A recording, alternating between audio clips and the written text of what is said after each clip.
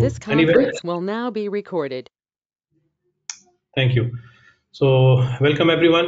आज हमारा second session है एलिमेंट्री क्यूएस कोर्स का, और आज के जो हमारे प्रेजेंटर हैं वो हैं फयाज तबस्सुम साहब। फयाज तबस्सुम साहब हमारे क्यूएसएपी के ट्रेजर भी हैं और तमाम फाइनेंस जो है वो हमारे क्यूएसएपी का कंट्रोल करते हैं, हमारे पुराने क्यूएसएपी के मेंबर हैं। इसके अलावा फयाज साहब माशाल्लाह अपनी मास्टर्स भी कंप्लीट की हुई काउंसलिंग में और चार्टर्ड अकाउंटेंट हैं। तो जो फर्स्ट हमने आज सेशन किया था इंट्रोडक्शन सेशन, उसके अंदर फयाज साहब का इंट्रोडक्शन हमने नहीं दिया था क्योंकि फयाज साहब का थोड़ा स्केड्यूल बिजी था, तो हमने इनको आज की रिक्वेस्ट की है कि वो आप लोग के साथ कॉन्ट्रैक्ट्स, फॉर्म ऑफ कॉन्ट्रैक्ट्स के ऊपर जो है वो एक नॉलेज जो है वो आपके साथ शेयर करें।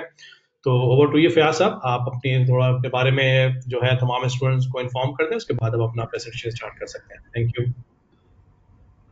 जी, थैंक यू लाइक साहब एंड अस्सलाम वालेकुम एवरीबॉडी। जैसा कि लाइक साहब ने बता दिया है, मेरा नाम मोहम्मद फयाज तबस्सुम है। मैं चार्टर्ड क्वांटिटी सर्वेयर हूँ और मेरा जो है तकरीबन मोर देन 28 इयर्स एक्सपीरियंस है कंस्ट्रक्शन इंडस्ट्री में। फॉर द टाइम बिंग मैं यहाँ पे यूएई में as a senior quantity surveyor काम कर रहा हूँ आर्किटेक्ट कंसल्टिंग के साथ। तो जैसे आपको मालूम है, आज का हमारा जो टॉपिक है वो है टाइप ऑफ कॉन्ट्रैक्ट। हम उसके ऊपर आज बात करेंगे, type of contract. Let's start.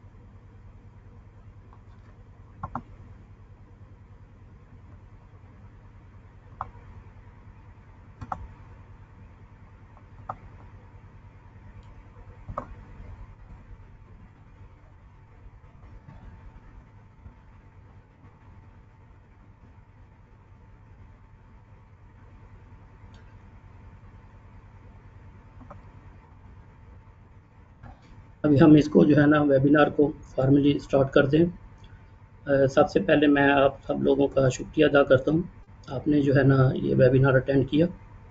ठीक है, तो इसका आज का हमारे जो स्केड्यूल है वेबिनार का वो इस तरह से है कि हम जो है ना sorry to interrupt you Fayaz साहब, आपकी स्लाइड विजिबल नहीं है, काइंडली वो इसको दूसरे स्लाइड शो पे ले जाए ताकि वो बड़ी स्क्रीन हो जाए। Okay, right.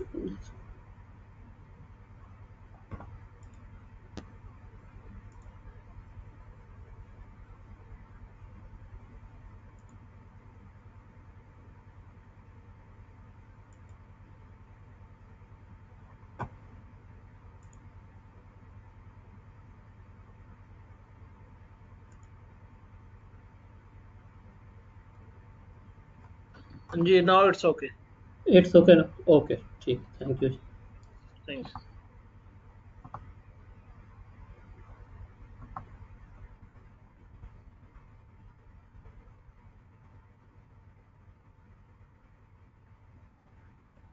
जी, तो हम आज जो है टाइप ऑफ कॉन्ट्रैक्ट के बारे में बात करेंगे, जिसमें हम डिफरेंट टाइप ऑफ कॉन्ट्रैक्ट जो है जो कि कंस्ट्रक्शन इंडस्ट्री में होते हैं उनके बात करेंगे। जैसा कि रीमेजर टाइप ऑफ कॉन्ट्रैक्ट हैं, लमसम टाइप ऑफ कॉन्ट्रैक्ट्स हैं, caste based type of contract हैं, टारगेट कास्ट या गारंटीड मैक्सिमम प्राइस कॉन्ट्रैक्ट्स हैं।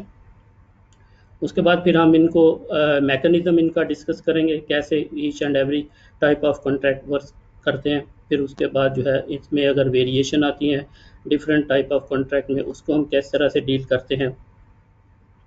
और उसके बाद हम जो है ना हमारा ये है कि प्रैक्टिकल एग्जांपल से हम इसको जो है ना समझने की कोशिश करेंगे कि टाइप ऑफ कॉन्ट्रैक्ट जो है किस तरह से काम करते हैं। मेनली इसमें हम एक और चीज़ भी डिस्कस करेंगे जो कि लमसम कॉन्ट्रैक्ट के हवाले से है। इसमें यह है कि कॉमन क्वेश्चन जो होते हैं लमसम टाइप ऑफ कॉन्ट्रैक्ट के बारे में, कि उसमें क्या चीज़ इंक्लूड होती है, क्या चीज़ नहीं इंक्लूड होती, तो वो भी हम जो है वो डिस्कस करेंगे इसमें।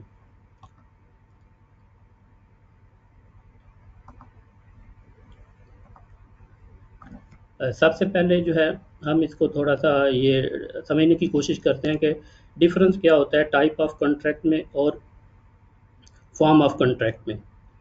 फॉर्म ऑफ कॉन्ट्रैक्ट जो होती है वो किसी भी कॉन्ट्रैक्ट में जो कंडीशन ऑफ कॉन्ट्रैक्ट हम यूज़ करते हैं that is called the form of contract. जैसे कि फिडिक कंडीशन ऑफ कॉन्ट्रैक्ट है, JCT condition of contract, IC, इसी तरह और भी डिफरेंट कंडीशन ऑफ कॉन्ट्रैक्ट्स हैं। तो ये होता है टाइप फॉर्म ऑफ कॉन्ट्रैक्ट। जब हम टाइप ऑफ कॉन्ट्रैक्ट की बात करते हैं तो इसमें आता है कि that is called the payment mechanism जो है किसी भी पर्टिकुलर प्रोजेक्ट के ऊपर क्या होगा, क्लाइंट जो है अपने कंट्रैक्टर को किस तरह से पेमेंट करेगा जो कि उसने वर्क डन किया होगा। मेनली जो जब हम टाइप ऑफ कॉन्ट्रैक्ट की बात करते हैं तो हम इसको टू मेन कैटेगरीज में जो है डिवाइड करते हैं। फर्स्ट वन जो होती है वो उसको कहते हैं price based type of contract, जिसमें कि हमारे पास लमसम टाइप ऑफ कॉन्ट्रैक्ट है या फिर रीमेजर टाइप ऑफ कॉन्ट्रैक्ट है। सेकंड जो उसकी टाइप है वो है कॉस्ट बेस। कॉस्ट बेस में हमारा कॉस्ट रिइंबर्समेंट होता है या टारगेट कॉस्ट कॉन्ट्रैक्ट होते हैं।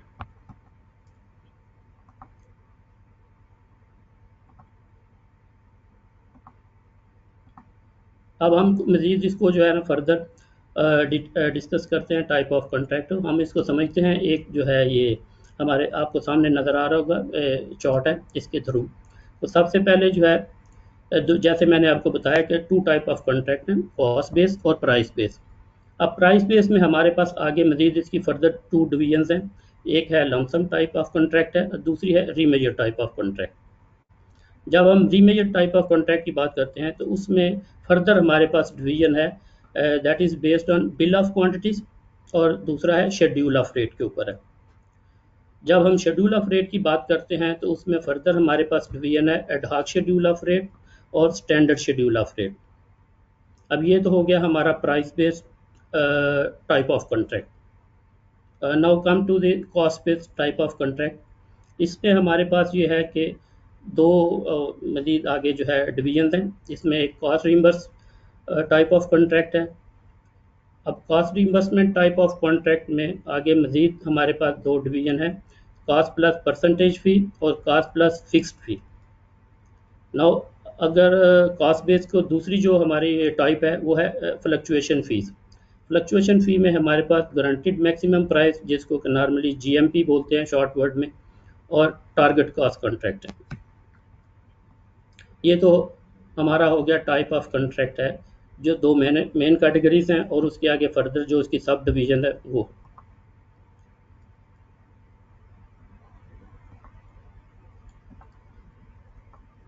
अब हम बात करते हैं risk allocation type of contract के हवाले से।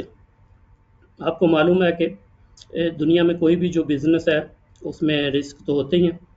सेम लाइक कंस्ट्रक्शन इंडस्ट्री, ये भी ऐसे ही है, इसमें भी रिस्क होते हैं, ठीक है। तो इसको हम जो है टाइप ऑफ कॉन्ट्रैक्ट कोई पर्टिकुलर चूज़ करने का मकसद यही होता है कि क्लाइंट जो है वो रिस्क की एलोकेशन किस तरह से करता है।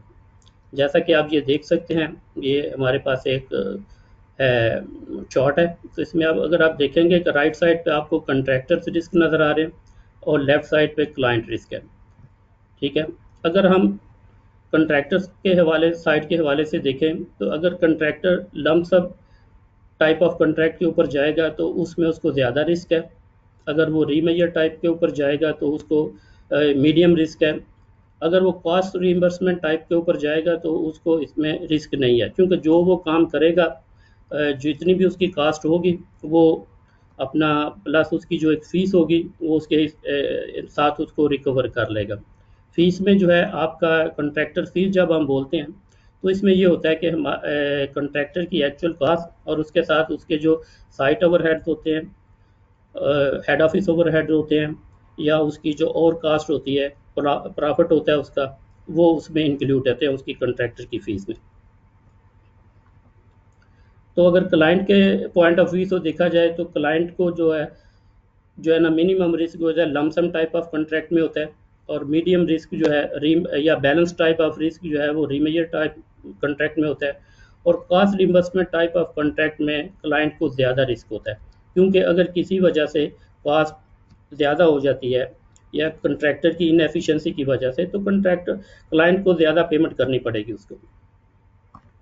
अब हम इसको जो है आगे फर्दर जो है देखते हैं कि हम शुरू करते हैं रीमेजर टाइप ऑफ कॉन्ट्रैक्ट से। रीमेजर टाइप ऑफ कॉन्ट्रैक्ट में क्या होता है कि क्लाइंट और कंट्रैक्टर जो है एक एग्री करते हैं एस्टिमेटेड कॉन्ट्रैक्ट सम, जो कि बेस करती है एक एस्टिमेटेड BOQ के ऊपर, जिसमें कि क्वांटिटीज दी हुई होती हैं और उसके साथ रेट दिए होते हैं। रेट जो होते हैं एक्चुअल जो वो फिक्स होते हैं इसमें रीमेजर टाइप ऑफ कॉन्ट्रैक्ट में, और क्वांटिटी जो है वो वेरीड होती हैं। उसमें ये होता है कि क्वांटिटी जो है ये एस्टिमेटेड की होती है कॉन्ट्रैक्ट ड्राइंग से। जब हम एक्चुअल साइट पे काम करते हैं या कॉन्ट्रैक्टर काम करता है तो उसके हिसाब से उसको पेमेंट होती है, क्योंकि टेंडरिंग टाइम के ऊपर एक्चुअल क्वांटिटी कैलकुलेट नहीं कर सकते। जस्ट लाइक जैसे आप समझ लें कि कोई अर्थवर्क का वर्क है, काम है, या रोड कंस्ट्रक्शन है, उसमें हम अर्थवर्क की quantity actual at the time of tendering calculate नहीं कर सकते, क्योंकि अर्थवर्क की क्वांटिटी जो कैलकुलेट होती हैं वो क्रॉस सेक्शन के ऊपर बेस करती है, और क्रॉस सेक्शन जो है वो बनते हैं प्रोजेक्ट स्टार्ट होने के बाद। जब हम साइट पे जब कंट्रैक्टर जाता है वो ओरिजिनल ग्राउंड लेवल रिकॉर्ड करते हैं, फिर उसके बाद प्रोफाइल तो ऑलरेडी जो है वो डिज़ाइन होती है, उसको वो क्रॉस सेक्शन के ऊपर डिज़ाइन करते हैं, तो फिर हर 20, 25 या 50 मीटर के अकॉर्डिंग टू ग्राउंड कंडीशन हम क्वांटिटीज़ उसकी कैलकुलेट करते हैं, तो वो जो है एग्जैक्ट क्वांटिटी होती हैं। अब ये सारा प्रोसीजर जो है हम प्रोजेक्ट शुरू होने से पहले नहीं कर सकते, तो वहाँ पे जो क्वांटिटी कैलकुलेशन की जाती हैं वो मैथ और डायाग्राम के थ्रू या आजकल बहुत से सॉफ्टवेयर हैं उनके थ्रू एक एस्टिमेटेड क्वांटिटी जो है वो कैलकुलेट कर ली जाती हैं, और एक्चुअल क्वांटिटीज़ जो है वो बाद में फिर जब प्रोजेक्ट शुरू हो जाता है, क्रॉस सेक्शन वगैरह बन जाते हैं, या एज बिल्ड क्वांटिटीज़ जो है वो हम जो है लेते हैं उसमें। तो अब रीमेजर टाइप ऑफ कॉन्ट्रैक्ट में हम ये देखते हैं कि हमारा जो है रेट जो है वो फिक्स होते हैं और क्वांटिटीज़ जो हैं वो वेरीज होती हैं। अब रीमेजर टाइप ऑफ कॉन्ट्रैक्ट जो है ये मेनली फिडिक जो रेड बुक है कंडीशन ऑफ कॉन्ट्रैक्ट है उसमें जो है ये अडॉप्ट किया गया है इसको रीमेजर टाइप ऑफ कॉन्ट्रैक्ट। उसमें आपको लमसम टाइप ऑफ कॉन्ट्रैक्ट या cost based reimbursement based type of contract का जिक्र नहीं मिलेगा, तो वो जो है बेस करती है आपकी रीमेजर टाइप ऑफ कॉन्ट्रैक्ट के ऊपर। हाँ, अगर हम उसमें एक पॉइंट ये है कि अगर हम same condition of contract use करना चाहते हैं और हम उसको टाइप ऑफ कॉन्ट्रैक्ट को चेंज करना चाहते हैं, रीमेजर टू लमसम कॉन्ट्रैक्ट करना चाहते हैं, तो फिर हम क्या करते हैं उसमें सर्टेन जो उसकी क्लासेस हैं उनको जाके हम जो है चेंज करते हैं अकॉर्डिंग टू पर्टिकुलर जो प्रोजेक्ट है उसको, और लमसम कॉन्ट्रैक्ट के हिसाब से। मेनली जो इसमें हमारा जो चेंज होता है हम उसके कॉस्ट की जो डेफिनेशन है फिडिक में उसको हम चेंज करते हैं, फिर उसके बाद हम वैल्यूएशन की क्लास है 12 जो है, फिर उसके बाद हमारी पेमेंट की क्लास है उसमें जाके हम इसको जो है ना मेनली जो चेंज करते हैं। अब रीमेजर टाइप ऑफ कॉन्ट्रैक्ट में जो है जैसे कि पहले मैंने बताया कि ये जो रेट हैं वही हमारे जो हैं वो होते हैं फिक्स रेट होते हैं। क्वांटिटी जो है ना सब्जेक्ट टू रीमेजर, वो जैसे जैसे काम होता जाता है कॉन्ट्रैक्टर जो है वो क्वांटिटी कैलकुलेट करता है, उसकी वैल्यूएशन करता है, तो वो उसको जो है वो क्लेम करता जाता है अपने उसमें मेजर मंथली पेमेंट सर्टिफिकेट में। अब ये क्वेश्चन ये आता है कि हम ये कहाँ पे यूज़ करते हैं रीमेजर टाइप ऑफ कॉन्ट्रैक्ट। अब ये इस तरह से है कि ये यूज़ किया जाता है मेनली जो है इंफ्रास्ट्रक्चर प्रोजेक्ट के ऊपर, जहाँ के आपको ग्राउंड कंडीशन जो है वो पहले से मालूम नहीं होती, तो ठीक है, तो हम जो है इसको रीमेजर टाइप ऑफ कॉन्ट्रैक्ट करते हैं ताकि ये जो है ना कंट्रैक्टर को भी किसी किस्म का नुकसान ना हो। जो काम कंट्रैक्टर करेगा अकॉर्डिंगली उसको पेमेंट हो जाएगी, वो कर लेगा। जैसे कि इसकी एग्जांपल हम ऐसे लेते हैं कि अब एक प्रोजेक्ट है, इंफ्रास्ट्रक्चर का प्रोजेक्ट है या यूटिलिटीज़ का एक प्रोजेक्ट है, तो उसमें जो है जब हम खुदाई शुरू करते हैं कोई पाइपलाइन ले करने के लिए, तो अब हमें नहीं पता कि नीचे उसके क्या चीज़ आ जाए। अगर कुछ भी उसके नीचे कोई हिंड्रेंस आ जाती है, कोई एग्जिस्टिंग पाइपलाइन उसके नीचे आ जाती है, तो दैट विल बी एक प्रॉब्लम जो है ना बन जाता है। फिर उसको डील करना that is a another issue, तो उसको कैसे डील किया जाए। ठीक है। उसमें फिर कंट्रैक्टर का ये होता है कि क्लेम आने के चांसेस होते हैं कि क्लेम कंट्रैक्टर करेगा अगर कोई डिफ़िकल्टी या हिंड्रेंस आ जाती है उसमें। तो ये है, इस वजह से हम जो है ये रीमेजर टाइप ऑफ कॉन्ट्रैक्ट जो है मेनली यूज़ करते हैं, क्योंकि हमें ग्राउंड की कंडीशन जो है वो पता नहीं होती कि नीचे ग्राउंड की कंडीशन क्या है। और उसमें ये भी होता है कि जैसे मैंने पहले भी बोला कि इसकी हम क्वांटिटी भी एग्जैक्ट कैलकुलेट नहीं कर सकते, ठीक है। तो हम रीमेजर टाइप ऑफ कॉन्ट्रैक्ट में जो है वो जाते हैं।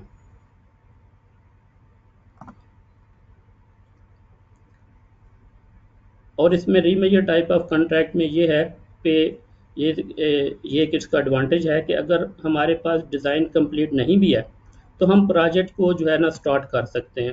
एटलीस्ट हम जो है, क्लाइंट ये करता है कि अपना जो उसके जो रेट्स है ना, एक एस्टिमेटेड बीओक्यू बना के क्वांटिटी अमाउंट आइटम सारी उसमें डाल के, तो वो सारे जो है ना रेट जो है ना वो कंट्रैक्टर से ले लेते हैं। तो अगर कोई पोर्शन उसका प्रोजेक्ट का रह भी गया जिसका अभी डिज़ाइन कंप्लीट नहीं है, तो एटलीस्ट क्लाइंट जो है वो काम अपना शुरू कर सकता है।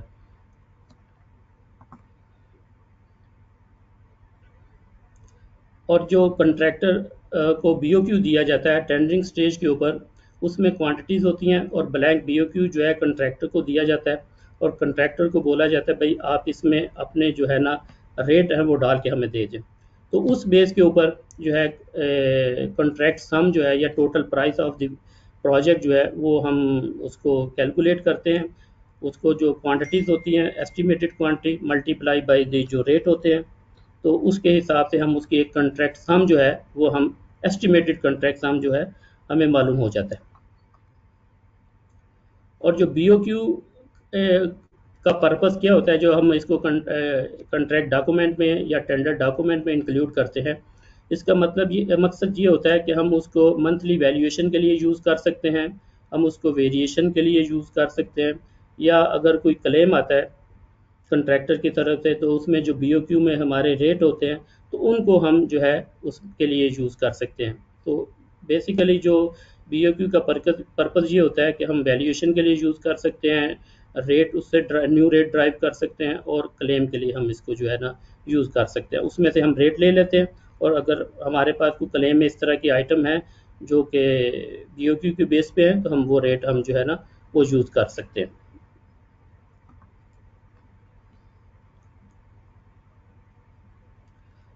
अगर हमारे पास रीमेजर टाइप ऑफ कॉन्ट्रैक्ट में कोई नया आइटम भी आ जाता है या एडिशनल वर्क क्लाइंट इंस्ट्रक्ट करता है, तो उसमें ये होता है कि जो है बीओक्यू के रेट है वो हम उसको जो है ना एक बेस बनाते हैं, और उन्हीं की बेस के ऊपर हम जो है न्यू रेट जो है ना वो डेवलप करते हैं। अब न्यू रेट डेवलप करने में आगे कई तरीके हैं उसमें, या तो जो है ना प्रोरेटा बेस के ऊपर किया जाता है, या उसकी जो है ना फर्स्ट प्रिंसिपल के थ्रू किया जाता है, या और भी उसके तरीके हैं जिसकी मदद से हम जो है वो न्यू रेट जो है वो डेवलप करते हैं। अब इसमें रीमेजर टाइप ऑफ कॉन्ट्रैक्ट में ये है कि ये हमें जो है ना एक यानी कि बैलेंस टाइप ऑफ कॉन्ट्रैक्ट है बोथ कंट्रैक्टर और क्लाइंट के लिए। जैसे कि ऑलरेडी हमने वो चार्ट में देखा कि ये इन बिटवीन दोनों के आता है, जो ना कंट्रैक्टर को इसमें ज़्यादा रिस्क है और ना क्लाइंट को इसमें ज़्यादा रिस्क है। हाँ, अगर बीओक्यू में कोई एरर आ जाता है तो वो फिर उसको जो है ना क्लाइंट का जो है ना उसको वो बियर करना पड़ता है। उसकी एग्जांपल हम ऐसे लेते हैं कि सपोज बीओक्यू में क्वांटिटी बहुत किसी आइटम की कम दी हुई है, बट एक्चुअल उसमें जो है ना क्वांटिटी बहुत ज़्यादा है।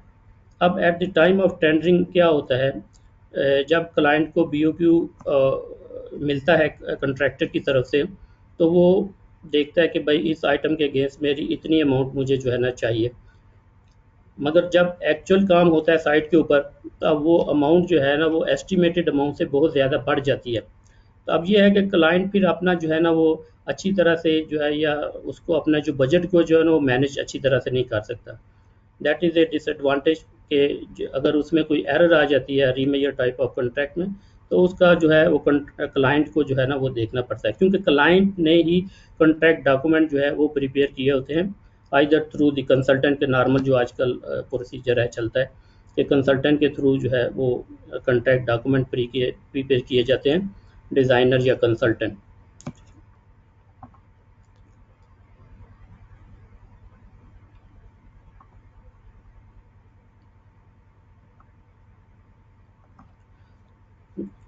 अब हम देखते हैं कि ये remeasure type of contract client जो है वो क्यों इसको जो है वो प्रेफर करते हैं। फर्स्ट इसमें ये है कि क्लाइंट के पास जो है वो काफ़ी बजट होता है।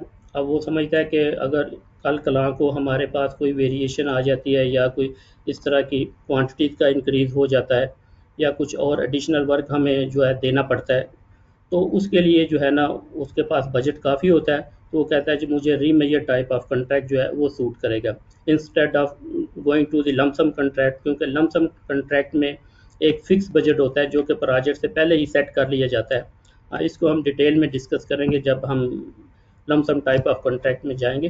तो ये है, बट ये है कि मेन इसका ये है कि क्लाइंट के पास जो है टाइट बजट नहीं होता, उसके पास उसको एडजस्टमेंट कर सकता है इजीली, तो वो कहता है जी मैं रीमेजर टाइप ऑफ कॉन्ट्रैक्ट में जाऊंगा। सेकेंडली ये है कि अब क्लाइंट ने एक प्रोजेक्ट शुरू किया, अब वो देखता है कि भाई मैं इसमें जो है ना इन फ्यूचर मैंने इसमें कुछ इम्प्रूवमेंट करनी है या मैंने डिज़ाइन को चेंज करना है, तो वो कहता है जी मेरे लिए जो है ना रीमेजर टाइप ऑफ कॉन्ट्रैक्ट जो है ये अच्छा रहेगा, और वही उसको जो है सूट करता है। क्योंकि अगर किसी दूसरे टाइप ऑफ कॉन्ट्रैक्ट में लमसम में वो जाएगा उसमें वो चेंज नहीं कर सकता, क्योंकि वो तो एक फ़िक्स होता है, स्पेसिफिकेशन ड्राइंग और अमाउंट जो है सारी फिक्स हो जाती है, उसमें आप चेंज नहीं कर सकते। तो कंट्रैक्टर क्लाइंट जो है वो रीमेजर टाइप को इसलिए भी प्रेफर करते हैं कि इसमें उनके पास काफ़ी चेंज करने की या डिज़ाइन को इम्प्रूव करने की गुंजाइश काफ़ी होती है, तो वो इसलिए इसको प्रेफर करते हैं। और थर्ड पॉइंट जो है वो ये है कि क्लाइंट जो है वो काम को इमीडिएटली स्टार्ट करना चाहता है। वो कोई सपोज लाइक कोई बिल्डिंग प्रोजेक्ट है या इस तरह का कोई रेजिडेंशियल प्रोजेक्ट है, तो क्लाइंट चाहता है कि मैं फ़ौरन इसको शुरू करूं ताकि जितनी जल्दी हो सके ये प्रोजेक्ट कंप्लीट हो और मुझे इसका रेवेन्यू आए। ठीक है, तो वो इमीडिएटली शुरू करना चाहता है, तो उसके लिए वो कहता है जी मुझे रीमेजर टाइप ऑफ कॉन्ट्रैक्ट यही सूट करेगा।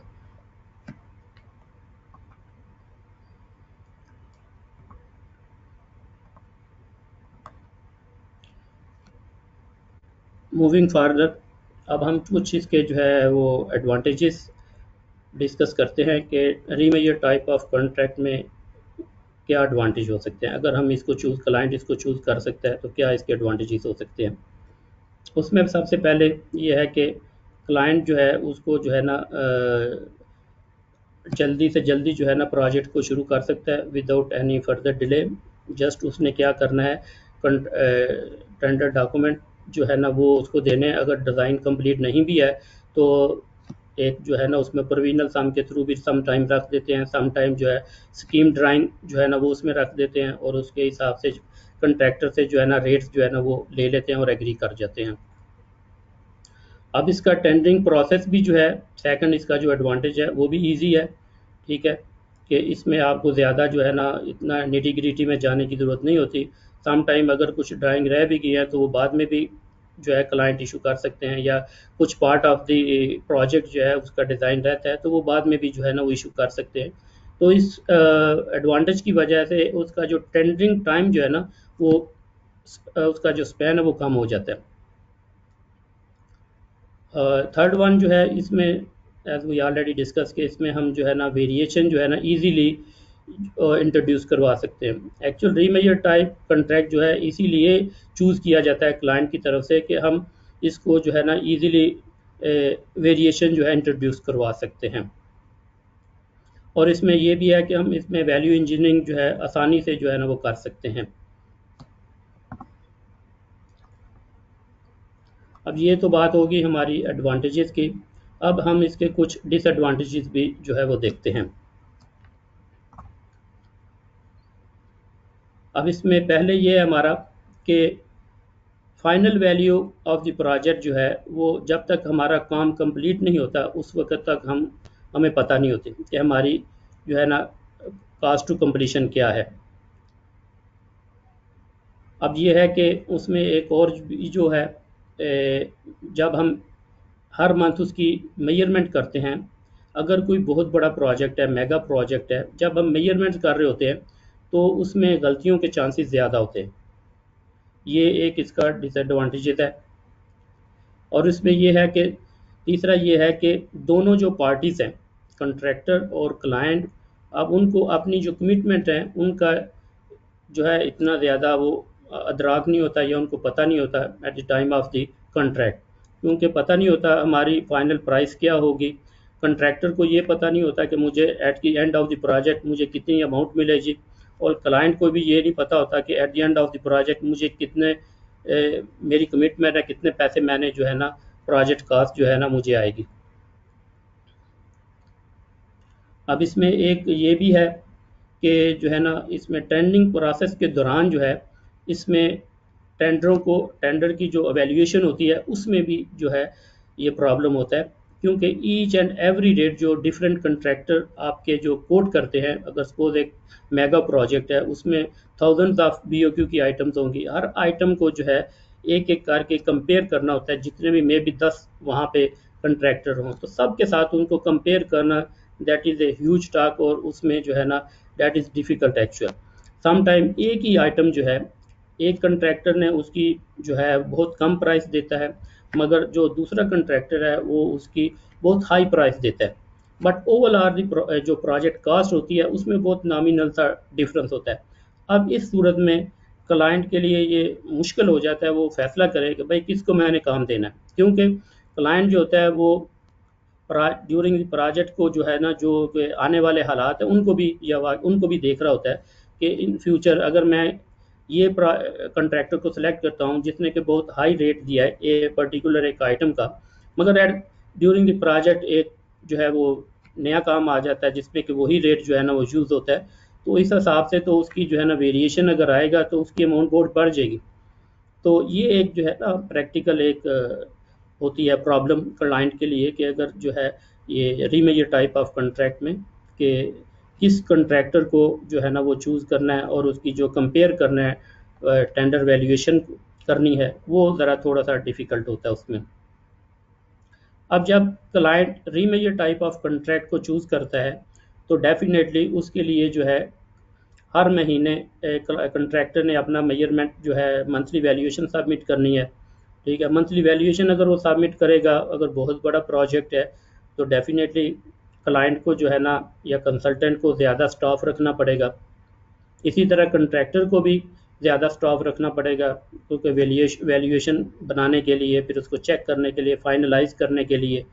तो ये भी एक इसका डिसएडवांटेज है कि जब हम रीमेजर टाइप ऑफ कॉन्ट्रैक्ट में जाते हैं तो हमें ज़्यादा स्टाफ रखना पड़ता है, क्लाइंट को भी और कंट्रैक्टर को भी।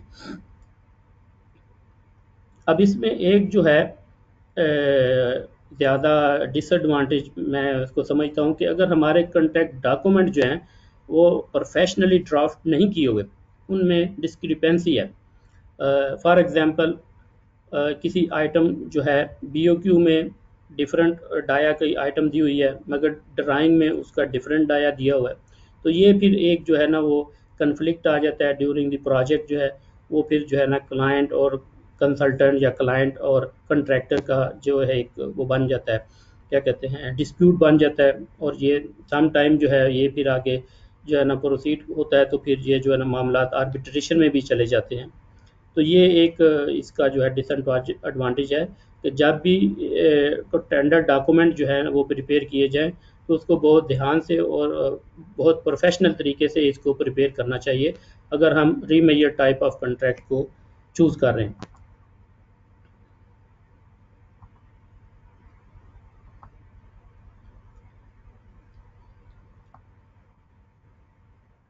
अब हम इसके जो है रीमेजर टाइप में जो वेरिएंट हैं हम उसको डिस्कस करते हैं। जैसे कि हमने देखा था कि रीमेजर टाइप में हमारे पास जो है वेरिएंट थे schedule of based on schedule of rate है। ठीक है, अब शेड्यूल ऑफ रेट की जब हम बात करते हैं तो इसमें हमारे पास ये है स्टैंडर्ड शेड्यूल ऑफ रेट है और एक एडहॉक शेड्यूल ऑफ रेट है। स्टैंडर्ड शेड्यूल ऑफ रेट जो है ना ये वहाँ पे यूज़ होता है जहाँ पे आपके पास ये मेंटेनेंस टाइप ऑफ कॉन्ट्रैक्ट होते हैं।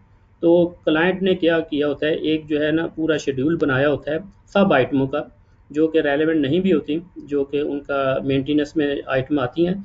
कोई भी आए, सपोज अगर रोड मेंटेनेंस की आइटम है तो उसमें जितनी भी आइटम होंगी, इन्वॉल्व होंगी रोड मेंटेनेंस, वो तो सारी जो है उसमें दी होती हैं। तो उसके बेस के ऊपर जो है ना वो एक शेड्यूल ऑफ रेट देते हैं, और उसको क्लाइंट कंट्रैक्टर को बोलते हैं भाई आप इसमें जो है ना ये परसेंटेज जो है ना अपनी एडिशन या ओमिशन जो है ना आप इसमें ऐड कर दें।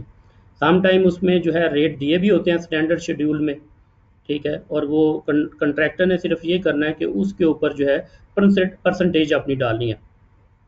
सपोज भाई ड्यू टू इन्फ्लेशन 5% इन्फ्लेशन हो गई है, 10% इन्फ्लेशन हुई है, तो जो टोटल रेट होते हैं इंडिविजुअल रेट के ऊपर वो कंट्रैक्टर जो है अपनी परसेंटेज जो है ना वो डाल देता है। अब हम बात करते हैं एडहॉक शेड्यूल ऑफ रेट की।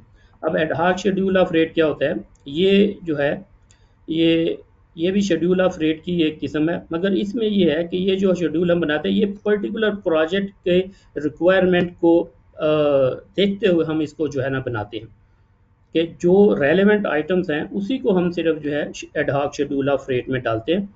और ये जो है कंट्रैक्टर को कहते हैं भाई आप इसका जो है ना परसेंटेज ओमिशन एडिशन या जो भी है उसकी वो आप दे दें। या फिर ये होता है कि इसमें जो है ना कंसल्टेंट का क्वांटिटी सर्वेयर जो है ना वो ऑलरेडी इसको में जो है ना रेट डाल के total amount of the project जो है ना वो निकाल लेता है, और कंट्रैक्टर को कहते हैं भाई आप इसके ऊपर अपनी परसेंटेज जो है वो आप दे दें जितना भी है। अगर इन्फ्लेशन है तो इंक्रीज़ करके दे देता है, तो अगर नहीं है तो फिर हम उसको जो है ना वो कम करके दे देता है, लाइक इस तरह से होता है। अब हम बात करते हैं जो based on bill of quantities के ऊपर, ठीक है। इसमें क्या होता है, नॉर्मली आजकल हम जो है ना जो बड़े बड़े प्रोजेक्ट हैं वो इसी के ऊपर जो है ना बेस करते हैं कि कोई भी जो है ना प्रोजेक्ट जो ऑलरेडी एग्जीक्यूट या कंप्लीट हो चुका होता है, क्लाइंट क्या करता है उसका BOQ लेता है, ठीक है, चूँकि उसमें सारी आइटम्स ऑलरेडी होती हैं और वो सिमिलर अगर प्रोजेक्ट उसके पास है तो उसको वो ले लेता है, और उसी में जो है ना थोड़ा बहुत अमेंड करके प्रोजेक्ट की रिक्वायरमेंट के मुताबिक, और वो जो है ना वो इनको कंट्रैक्टर को वो इशू कर देता है ताकि प्राइसिंग के लिए। तो अब ये हमने बात कर ली इसके वेरिएंट के बारे में। शेड्यूल ऑफ रेट है पहला उसमें, और शेड्यूल ऑफ रेट में आगे फर्दर उसकी 2 डिवीजन है, स्टैंडर्ड शेड्यूल है, फिर एडहॉक शेड्यूल है, और थर्ड वन जो है based on bill of quantity from the previous similar contracts.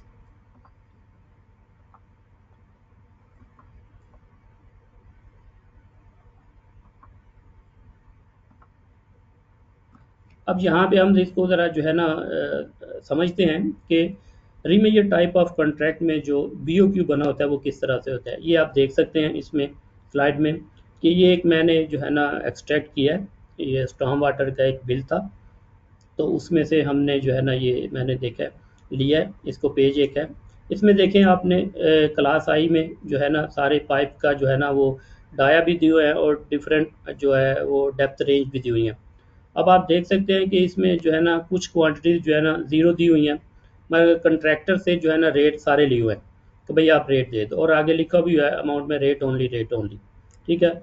अब इसका ये है कि अगर during the execution of project हमारे पास कुछ आइटम जो है वो चेंज हो जाता है, जैसे अगर आप देखें 9.1.1 है, ये 200 डाया है, डेप्थ तो इसकी 1.5 मीटर। अगर हमारे पास कोई इसमें कुछ क्वांटिटी आ जाती है एट दिस साइट कंडीशन के हिसाब से, तो हम उसमें जो है ना क्वांटिटी इसमें जो है ना इंक्लूड करके रेट ऑलरेडी हमारे पास है तो हम इसको जो है ना कंट्रैक्टर को जो है ना पेमेंट कर सकते हैं, ठीक है। तो ये एक जो है ना ये सैंपल है, देख ले। मे बी जो पाकिस्तान से लोग वेबिनार अटेंड कर रहे हैं, आई थिंक कि वहाँ पे भी शायद ऐसा ही होता होगा। अभी इसका जो है ना मुझे सही तरह से आइडिया नहीं है, मगर ये जो है मैंने लिया है यहाँ पे जो UAE में हम कर रहे हैं यूज़ BOQ, ये उसमें से मैंने एक्सट्रैक्ट किया।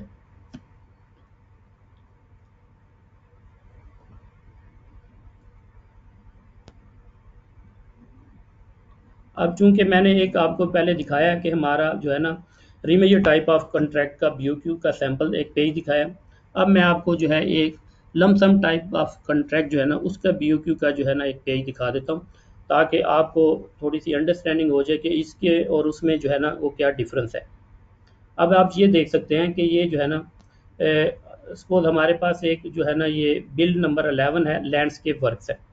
अब लैंडस्केप वर्क में एट द एंड ऑफ जो है ना वो BOQ का सेक्शन जो है ना, हर सेक्शन के अंदर जो है ना ये एक टेंडर एडजस्टमेंट का पेज हम डाल देते हैं। अब इसमें क्या होता है, जो लमसम टाइप ऑफ कॉन्ट्रैक्ट है, अगर कुछ डिस्क्रिपेंसी आ जाए कॉन्ट्रैक्ट डॉक्यूमेंट्स में, या अगर कोई आइटम मिस है BOQ में जो कि ड्राइंग में शो है या कि स्पेसिफिकेशन में उसका जिक्र है, या किसी और जगह पे किसी कॉन्ट्रैक्ट डॉक्यूमेंट में या टेंडर डॉक्यूमेंट में उसको मेंशन किया हुआ है, तो वो अगर कॉन्ट्रैक्टर जो है वो देखता है भाई ये जो है ना ये आइटम मिस है, या ये चीज़ के जो है ना अमाउंट जो है ना हमारे BOQ में नहीं आ रही, तो ये एक पेज हम वहाँ पे दे देते हैं क्लाइंट कि भाई ये है, अगर कुछ चीज़ मिसिंग है तो आप इसमें आप दे दो। ठीक है। अब ये आप देख सकते हैं कि इस पेज में हमारे पास जो है कॉन्ट्रैक्टर ने क्या किया, उसने जब टेंडर डॉक्यूमेंट देखे, BOQ स्पेसिफिकेशन और ड्राइंग, और उसको कंपेयर किया, तो उसने देखा कि जी हमारे पास जो ये आइटम है डेकोरेटेड लाइटिंग कंट्रोल कैबिनेट का, ये नहीं है इसमें। तो उसने क्या किया, उसने उसकी ड्राइंग के हिसाब से क्वांटिटी कैलकुलेट की, ठीक है, और उसका रेट बना के जो है ना इसमें डाल दिया, और वो जो है ना एडिशनल अमाउंट उसने 3,60,570 का जो है ना वो डाल दिया। ठीक है।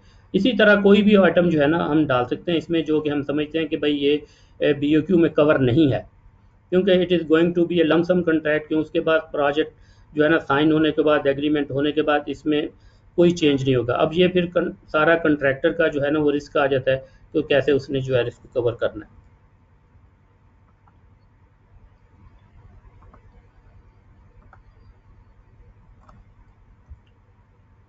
अब हम इसको देखते हैं कि जो है रीमेजर टाइप ऑफ कॉन्ट्रैक्ट में हम वेरिएशन को किस तरह से डील करते हैं। अब एक एग्जांपल मैंने इधर लिखी है, ये सिंपल सी एग्जांपल है, ठीक है, इसको आप ज़रा समझ लें कि in a remeasure contract drawing shows 100 metre quantity of GRP pipe, dia 500 mm, depth range उसकी 2.5 to 3 मीटर है, whereas in BOQ quantity measured only 50 metre. ठीक है। अब ये है कि the item not use during execution, how would you deal it, how much will be the omission value. ठीक है। अब ये है कि BOQ में जो है वो 50 मीटर है और ड्राइंग शो कर रही है 100 लीनियर मीटर ऑफ क्वांटिटी है। ठीक है। और क्वांटिटी जो है ना वो एग्जीक्यूट नहीं हुई। अब इसमें क्या होगा, क्योंकि ये जो है हम रीमेजर टाइप ऑफ कॉन्ट्रैक्ट की बात करते हैं, रीमेजर को मेजर एंड वैल्यू कॉन्ट्रैक्ट भी कहते हैं, कि जो भी हम जो है ना काम एग्जीक्यूट साइट पे कॉन्ट्रैक्टर करेगा हम उसको मेजर करेंगे, then it will be paid to the contractor.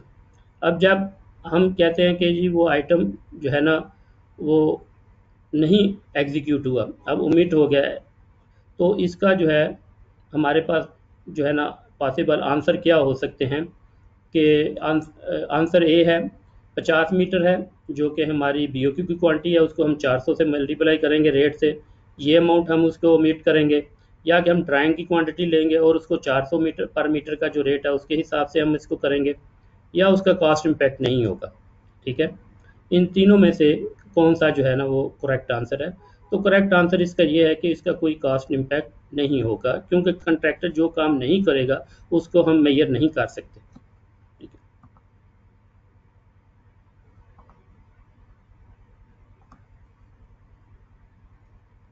अब हम एक और एग्जांपल लेते हैं और इसको फर्दर थोड़ा सा समझने की कोशिश करते हैं। Remeasure contract, in remeasure contract the item is missed in BOQ, यानी कि आइटम जो है BOQ में नहीं था। द आइटम क्या है, supply and installation of irrigation controller, the quantity mention in the drawing is 1 number. अब ड्राइंग में 1 नंबर क्वांटिटी शो की है मगर BOQ में क्वांटिटी नहीं है। ठीक है ना। अब ये क्या है, इसका सिनेरियो क्या है कि engineer instruct omission for the irrigation controller, अगर उसकी जो है इंजीनियर इंस्ट्रक्ट करता है तो उसकी क्या, हम इसको किस तरह से डील करेंगे। अब BOQ में उसकी अमाउंट नहीं है मगर ड्राइंग में शो किया हुआ है।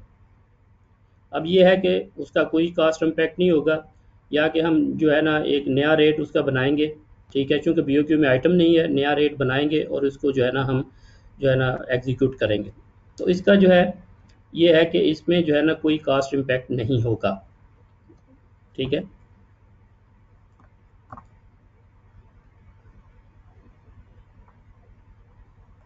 अब हम एक और चीज़ डिस्कस करते हैं जो कि रीमेजर कॉन्ट्रैक्ट में ये कॉमन एक चीज़ होती है, जो लोग काम कर रहे हैं रीमेजर में उनको ये पता होगा कि इन a remeasure contract the drawing shop drawing measured 100 linear meter of pipe quantity, 100 linear meter है, जबकि एज बिल्ट में वो 105 मीटर क्वांटिटी है। ओके। अब सिनेरियो क्या है, which quantity to be paid to the contractor. आया हम 100 लीनियर मीटर जो कि शार्प ड्राइंग में वो पे करेंगे, या कि हम 105 मीटर जो कि कंट्रैक्टर ने एग्जीक्यूट किया हम वो करेंगे। अब इसके पॉसिबल आंसर जो हो सकते हैं वो ये हैं, 100 मीटर है, 105 मीटर है, या कि डिपेंड ऑन साइट कंडीशन है। इसमें ये है नॉर्मल हमें देखना पड़ेगा कि उसका जो है ना क्या है एक्चुअल जो है साइट पे उसने अगर 105 मीटर की क्वांटिटी डाली है तो क्यों डाली है। इसमें ये होता है सम टाइम जो है कंट्रैक्टर जो है अपने उसके लिए क्या कहते हैं फ़ायदे के लिए जो है ना, अगर सपोज 13 मीटर का हमारा जो है ना 12 मीटर की क्वांटिटी है, 13 मीटर हमें चाहिए, तो कंट्रैक्टर जो है ना वो कुछ कट नहीं करना चाहता पाइप को, वो कहता है ठीक है भाई मैं ज़्यादा 1 मीटर डाल देता हूँ, या 2 मीटर या 3 मीटर ज़्यादा मैं डाल देता हूँ, तो मुझे कुछ नहीं है। तो वो एक ही जो है ना वो लेंथ जो है ना वो डाल के उसको जो है ना कहते हैं कि जी एग्जिबल क्वांटिटी हमारी ये है। मगर ये हमें केस टू केस जो है ना वो देखना पड़ता है कि अगर वहाँ पे साइट रिक्वायरमेंट थी तो फिर तो हम उसको जो है पेमेंट कर सकते हैं, मगर उसने कंट्रैक्टर ने अगर अपनी कन्वीनियंस के लिए वहाँ पे 105 मीटर डाली है, 5 मीटर एक्स्ट्रा डाली है, तो that we have to look into it कि किस तरह से हमने इसको, ये केस टू केस डिफर करेगा। सम टाइम वहाँ पे रिक्वायरमेंट होती है, शार्प ड्राइंग जो है वो ठीक नहीं बनी, या साइट से जो डाटा कलेक्ट किया गया था उसको सही तरह से इनकॉर्पोरेट नहीं किया गया शार्प ड्राइंग में, तो वो इस वजह से प्रॉब्लम आ गया, तो that is the contractor right, उसको जो है ना वो क्लेम होगा। अब इसी एग्जांपल को हम जो है ना वाइस वर्सा देख लेते हैं कि एज बिल्ड ड्राइंग में 90 लीनियर मीटर शो किया गया है, जबकि शार्प ड्राइंग में 100 लीनियर मीटर। तो कौन सी क्वांटिटी जो है ना वो पेमेंट होगी कंट्रैक्टर को। अब इसमें तो कोई वो दो राय नहीं है कि हमारा रीमेजर टाइप ऑफ कॉन्ट्रैक्ट है, जो हम कंट्रैक्टर एग्जीक्यूट करेगा, हम उसको मेजर करेंगे और पे करेंगे, और 90 लीनियर मीटर क्वांटिटी जो है वो उसको पेमेंट होगी। अब इसमें जो है एक टिप ये है कि हमें जो है जब हम कंट्रैक्ट डॉक्यूमेंट या टेंडर डॉक्यूमेंट बना रहे होते हैं, तो हमें जो है स्टैंडर्ड डॉक्यूमेंट्स जो हैं, जैसे कि स्टैंडर्ड कंडीशन ऑफ कॉन्ट्रैक्ट है या स्टैंडर्ड मेथड ऑफ मेजरमेंट है, उसमें कम से कम जो है वो हमें चेंज करना चाहिए। कोशिश यही करनी चाहिए कि उसको एज इट इज़ हम जो है अपने प्रोजेक्ट के ऊपर इम्प्लीमेंट करें, या फिर उसको कम से कम जो है उसको चेंज करें, उसमें कुछ चेंज ना करें। इसकी एग्जांपल हम जो है ना वो इस तरह से लेते हैं कि एक BOQ कंसल्टेंट ने प्रिपेयर किया और उसने उसमें एक आइटम डाल दी, excavation of cutting including rock. ठीक है। अब जो BOQ है वो based on standard method of measurement के ऊपर जो है वो बेस है। ठीक है। अब कंट्रैक्टर ने जब ये देखा कि जी मेरे पास एक्सकवेशन का आइटम है और इंक्लूडिंग राख भी है, अब उसने जो है क्या किया, उसने सोचा कि जी मे भी इसमें राख हो सकती है नीचे जब हम एक्सकवेट करेंगे, तो उसने राख का रेट जो है वो भी उसमें डाल दिया। उसमें ये होगा कि उसका रेट जो है ना वो बढ़ जाएगा। ठीक है। मगर जो है ना एज पर अगर हम देखें सिज्म BOQ के हिसाब से, तो राख एक्सकवेशन की आइटम जो है सेपरेट है, उसको सेपरेट रखना चाहिए। मगर कंसल्टेंट या क्लाइंट ने जो है उसको जो है ना ये बाय मिस्टेक या पर्पजली और जो भी था उसको रख दिया, तो उसमें ये हो जाए कि आपकी जो है ना प्रोजेक्ट की कास्ट जो है वो बहुत बढ़ जाती है। तो इसमें जो है ना रिकमेंडेड यही है कि जब जो लोग काम कर रहे हैं प्री कॉन्ट्रैक्ट में और वो टेंडर डॉक्यूमेंट बनाने में जो है वो इन्वॉल्व हैं, तो उनको चाहिए कि कम से कम जो है उसको टेंडर डॉक्यूमेंट्स को जो है ना डेविएट किया जाए स्टैंडर्ड से। हाँ, अगर बहुत ज़्यादा कुछ ज़रूरी है तो फिर आप कर सकते हैं।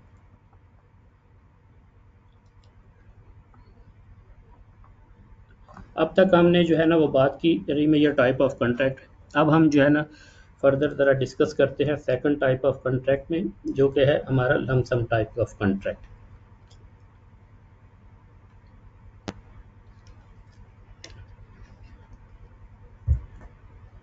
अब हम इसको पहले समझने की कोशिश करते हैं लमसम टाइप ऑफ कॉन्ट्रैक्ट क्या है। लमसम टाइप ऑफ कॉन्ट्रैक्ट में ये होता है कि जो है ना कॉन्ट्रैक्टर और जो क्लाइंट हैं, दोनों कॉन्ट्रैक्टिंग पार्टीज हैं, वो एक जो है ना अमाउंट के ऊपर जो है वो एग्री कर जाती हैं कि based on the tender document जो हैं, ड्राइंग या स्पेसिफिकेशन या और भी जो डॉक्यूमेंट्स हैं, उसकी बेस के ऊपर भाई ये एक जो प्राइस है जो है ना ये कॉन्ट्रैक्टर को पे की जाएगी क्लाइंट की तरफ से based on the tender document जो उसको प्रोवाइड किए जाते हैं। तो इसमें ये होता है कि हमारा कॉन्ट्रैक्टर क्या करता है, वो जब उसके पास सारे डॉक्यूमेंट आ जाते हैं तो वो उसके हिसाब से अपनी सारी क्वांटिटीज़ कैलकुलेट करता है दोबारा से, ठीक है। फिर उसके रेट डेवलप करता है और फिर अपनी वो जो है ना उसमें अपना रिस्क वो डालता है, क्योंकि लमसम टाइप ऑफ कॉन्ट्रैक्ट है, तो वो फिर एक प्राइस जो है वो कोट करता है उसको। अब इसमें ये है, ये जो लमसम टाइप ऑफ कॉन्ट्रैक्ट है, ये क्लाइंट के लिए जो है ना ये एक क्या कहते हैं कि क्लाइंट सिक्योर करना चाहता है अपनी प्राइस को, ठीक है। तो भाई ये प्राइस है, इससे ज़्यादा मैं जो है कॉन्ट्रैक्टर को नहीं दूंगा। अगर इसमें कुछ जो है डेविएशन आता है ड्यू टू एनी रीज़न, यानी कि कॉन्ट्रैक्ट डॉक्यूमेंट की वजह से, तो वो क्लाइंट कॉन्ट्रैक्टर का रिस्क होता है। तो वो एक एग्री कर जाते हैं दोनों, तो उसके हिसाब से जो है ना उसको फिर पेमेंट होती है। अब पेमेंट का जो है मैकेनिज्म होता है लमसम कॉन्ट्रैक्ट में, ये भी जो है ना दैट इज़ ए क्या कहते हैं एक म्यूचुअल अंडरस्टैंडिंग के साथ क्लाइंट और कॉन्ट्रैक्टर के साथ होता है, क्योंकि जो बड़े बड़े मेगा प्रोजेक्ट होते हैं वहाँ पे जो है ना क्या कहते हैं कि इसको जो है ना म्यूचुअली हम अंडरस्टैंड करते हैं डील कि ठीक है जी, हम आपको जो है ना मंथली मेजरमेंट आपकी करेंगे, या इसको जो है ना जो माइलस्टोन है उसके हिसाब से हम आपको पेमेंट करेंगे, या फिर जो है ना वो क्या कहते हैं उसका वर्क ब्रेक डाउन बना दिया जाता है। सपोज अगर एक्सकवेशन कंप्लीट होगी तो इतने पैसे आपको मिलेंगे, सब स्ट्रक्चर है, फिर सुपर स्ट्रक्चर है, फिर फिनिशिंग है, फिर roof slab, wall, column, like इस तरह से जो है ना हम एक उसका वो बना लेते हैं एग्रीमेंट के बाद कि भाई इस तरह से आपको जो है ना पेमेंट होगा, ठीक है। अब हम इसके थोड़े एडवांटेजेस को डिस्कस अगर करें तो इसमें जो है ना ये है कि इसमें ये जो लमसम कॉन्ट्रैक्ट की जो टेंडरिंग होती है ये कम्पिटिटिव टेंडरिंग होती है, क्योंकि हर कॉन्ट्रैक्टर को जो है ना एक ही तरह की टेंडर डॉक्यूमेंट इशू किए जाते हैं, और जो है ना वो उन्हीं की बेस के ऊपर जो है ना वो सारे अपने अपनी प्राइस को कोट करते हैं। तो ये इजी हो जाता है क्लाइंट के लिए जो है ना वो क्या कहते हैं कॉन्ट्रैक्टर को चूज़ करना, ठीक है। और पता चल जाता है भाई किसकी प्राइस हाई है किसकी लो है, तो उसी हिसाब से जो है ना ये एक किस्म का कॉम्पिटिटिव टेंडरिंग आ जाती है, ठीक है। और इसमें एक और जो इसका एडवांटेज, मेन एडवांटेज ये है कि प्रोजेक्ट के स्टार्ट के ऊपर ही क्लाइंट को पता होता है कि भाई मेरी कमिटमेंट क्या है, कितनी amount at the end of the project जो है मैंने पेमेंट करनी है कॉन्ट्रैक्टर को। ये उसी हिसाब से वो अपना जो है वो बजट जो है सेट कर लेता है, ठीक है। और इसमें जो है ना उसको इतना ज़्यादा रिस्क नहीं होता, ऑलरेडी उसका एक अपना वो अरेंज कर लेता है बजट, और जो भी पेमेंट का मैकेनिज्म होता है, शेड्यूल होता है, उसके हिसाब से वो जो है ना ड्यूरिंग द प्रोजेक्ट वो उसको पेमेंट करता जाता है। अगर इसमें एक कंट्रैक्टर के लिए एक फ़ायदा ये होता है कि अगर कंट्रैक्टर प्रोजेक्ट को जल्दी कंप्लीट कर देता है, क्योंकि उसके पास जो है ना हर चीज़ कंप्लीट होती है, ड्राइंग और स्कोप ऑफ वर्क उसका कंप्लीट है, स्पेसिफिकेशन उसके पास है, ठीक है ना, सारा क्वांटिटीज़ उसने कैलकुलेट पहले से की होती हैं अपनी, तो उसके पास पूरा एक जो है ना शेड्यूल होता है, तो वो उसको जो है ना अच्छे तरीके से मैनेज कर सकता है। उसको सम टाइम उसको जल्दी कंप्लीट करेगा तो उसको जो है ना इंसेंटिव ये मिल जाता है कि वो अपने जो है ना उसकी जो ओवरहेड्स हैं वो प्रोजेक्ट के ऊपर उसको भी वो बचा लेता है। प्रॉफिट तो वो अपना लेता ही लेता है, मगर ओवरहेड जो उसके होते हैं उसको भी वो बचा लेता है, और उसने अपनी जो लेबर है उसको वो किसी दूसरे प्रोजेक्ट पे जो है ना वो यूटिलाइज कर सकता है।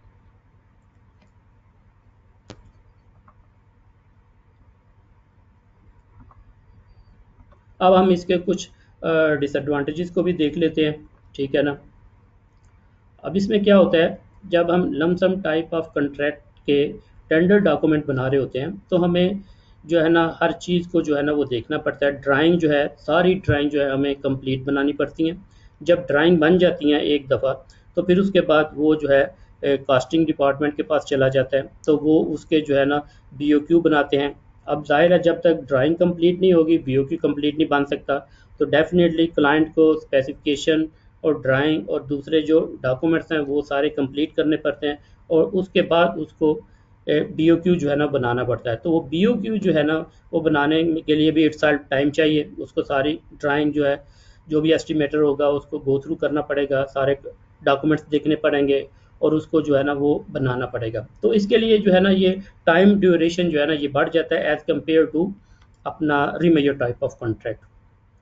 अब इसमें जो है ना पहले हमने डिस्कस किया कि इसमें जो है ना फाइनेंशियल रिस्क जो है कंट्रैक्टर को जो है ना वो बढ़ जाता है कि इन केस अगर कोई उससे मिस्टेक हो गई, सपोज अगर उसने क्वांटिटी कैलकुलेशन में उससे गलती हो गई, ठीक है, वो सही तरह से नहीं कर सका या कोई चीज़ उससे ओवरलुक हो गई।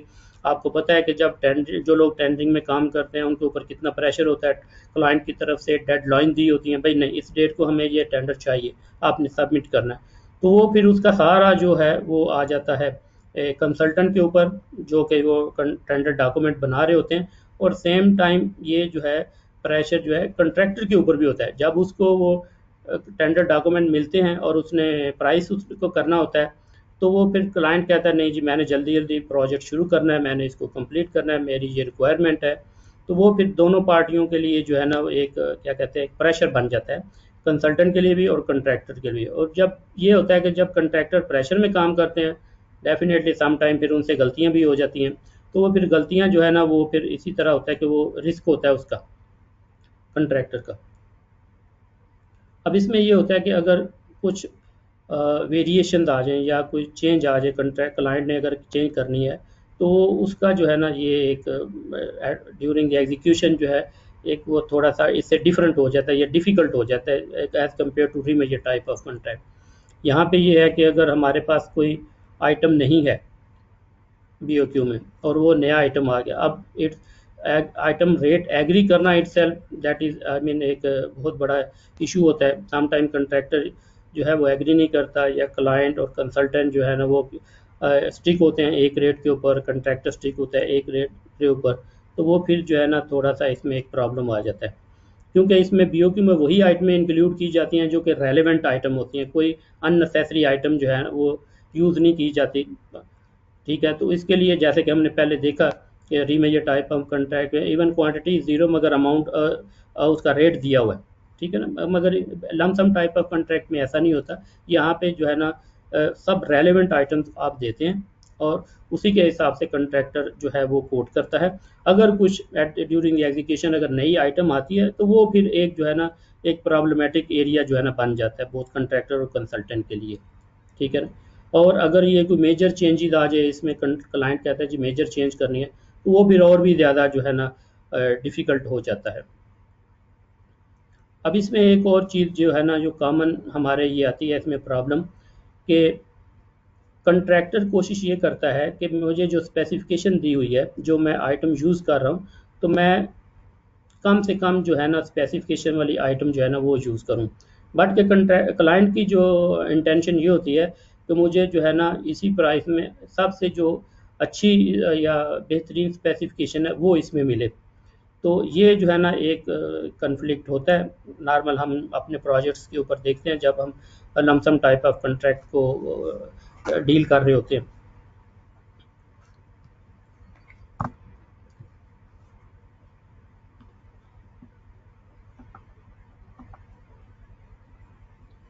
अब हम डिस्कस करते हैं लमसम कॉन्ट्रैक्ट जो है इसमें वेरिएंट कौन कौन से हैं, ठीक है। इसमें फर्स्ट वन जो है, इसमें जो है होता है ये based on BOQ drawing and specification, इसमें आपके पास BOQ नहीं होता। दूसरा इसका जो है टाइप है वो based on BOQ drawing and specification with adjustment. अब ड्राइंग भी होती है, BOQ भी होता है और स्पेसिफिकेशन भी साथ में दी होती है। और स्पेसिफिकेशन के BOQ में जैसे आपने आप पहले देखा एक एडजस्टमेंट पेज दिया होता है, अगर कोई आइटम मिसिंग है तो वो कंट्रैक्टर उसमें अपना डाल सकता है। अब थर्ड जो वेरिएंट है वो है BOQ पे ऊपर डिपेंड करता है, स्पेसिफिकेशन ड्राइंग के ऊपर, मगर इसमें जो एडजस्टमेंट वाला पेज होता है वो नहीं होता।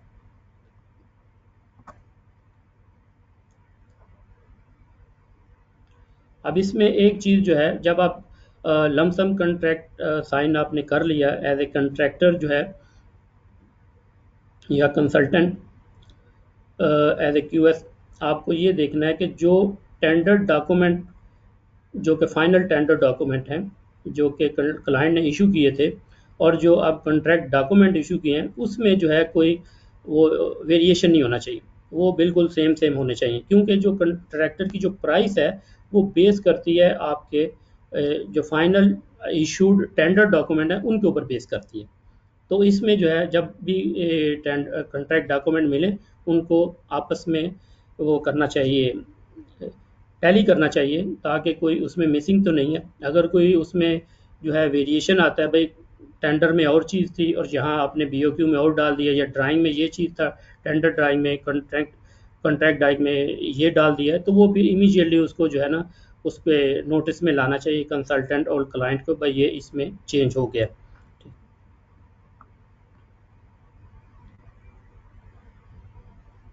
अब इसमें जो है ना एक पेज है, मैंने ये देखा कि जब ये कंट्रैक्टर पॉइंट ऑफ व्यू से है, तो जब कंट्रैक्टर को बीओक्यू मिलता है, ये लमसम कंट्रैक्टर, तो वो उसको कैसे जो है ये प्राइस करते हैं। अब एनी हो, ये प्राइसिंग वाला या जो है ना ये बहुत वास्ट सब्जेक्ट है, इसको फिर किसी और जो है ना वेबिनार में डिस्कस करेंगे, तो कैसे उसकी प्राइसेस जो है ना वो कैसे बनाते हैं, जो हम रेट उसमें डालते हैं उसमें क्या क्या चीज़ें जो है ना वो शामिल होती हैं और किस तरह से रेट जो है ना वो डेवलप किए जाते हैं, और एक जो है ना फाइनल प्राइस के ऊपर जो है ना कंट्रैक्टर जो है ना वो कंक्लूड करता है इस तरह।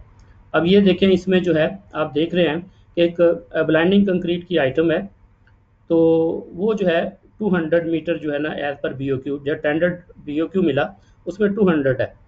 अब इसमें जो है ना दो सिनेरियोज हो सकते हैं, या तो क्वांटिटी बढ़ सकती है और या कम हो सकती है, ठीक है।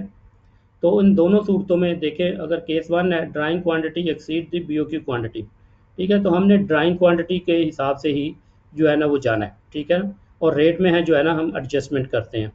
दूसरा ये है कि drawing quantity less than BOQ है, 150 है, ठीक है ना, तो इसके हिसाब से भी जो है ना क्वांटिटी हमने ड्राइंग के हिसाब से ही लेनी है, मगर उसको फिर जो है ना रेट में एडजस्ट करना है।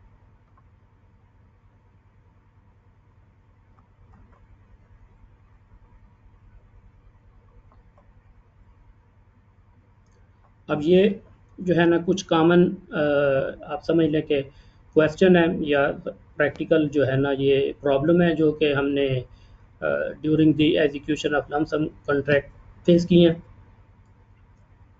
इसको हम थोड़ा सा डिस्कस कर लेते हैं। सॉरी।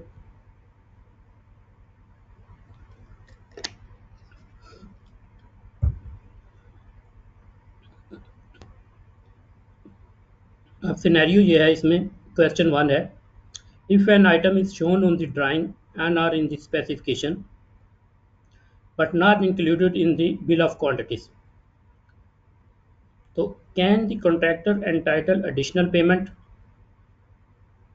अब इसमें क्या है कि ड्राइंग में और स्पेसिफिकेशन या स्पेसिफिकेशन में एक आइटम जो है दैट इज इंक्लूडेड मगर बीओक्यू में मिसिंग है, तो कंट्रैक्टर उसका एंटाइटल है पेमेंट का या नहीं है। तो इसका जो आंसर है नो, क्योंकि ड्राइंग और specification define what is included in the contract price, क्योंकि जब उसको ड्राइंग टेंडर डॉक्यूमेंट के साथ ड्राइंग दिया गया, स्पेसिफिकेशन दी गई, तो उसमें उसका जो है ड्राइंग में शो किया गया था, तो उसको वो जो है ना एडजस्टमेंट पेज में उसको वो डालना चाहिए था कि ये आइटम मिसिंग है, तो इस तरह से जो है ना उसको उसका पेमेंट नहीं हो जाए, और ये चूंकि nature of the project lump sum है इसलिए जो है ना उसको पेमेंट नहीं होगा। अब हम नेक्स्ट क्वेश्चन के ऊपर आते हैं, अगर एक if any item is included in the BOQ but not shown on the drawing or in the specification, अब ये वाइस वर्सा क्वेश्चन है, उसका जो है opposite, can the client make a deduction from the contract price.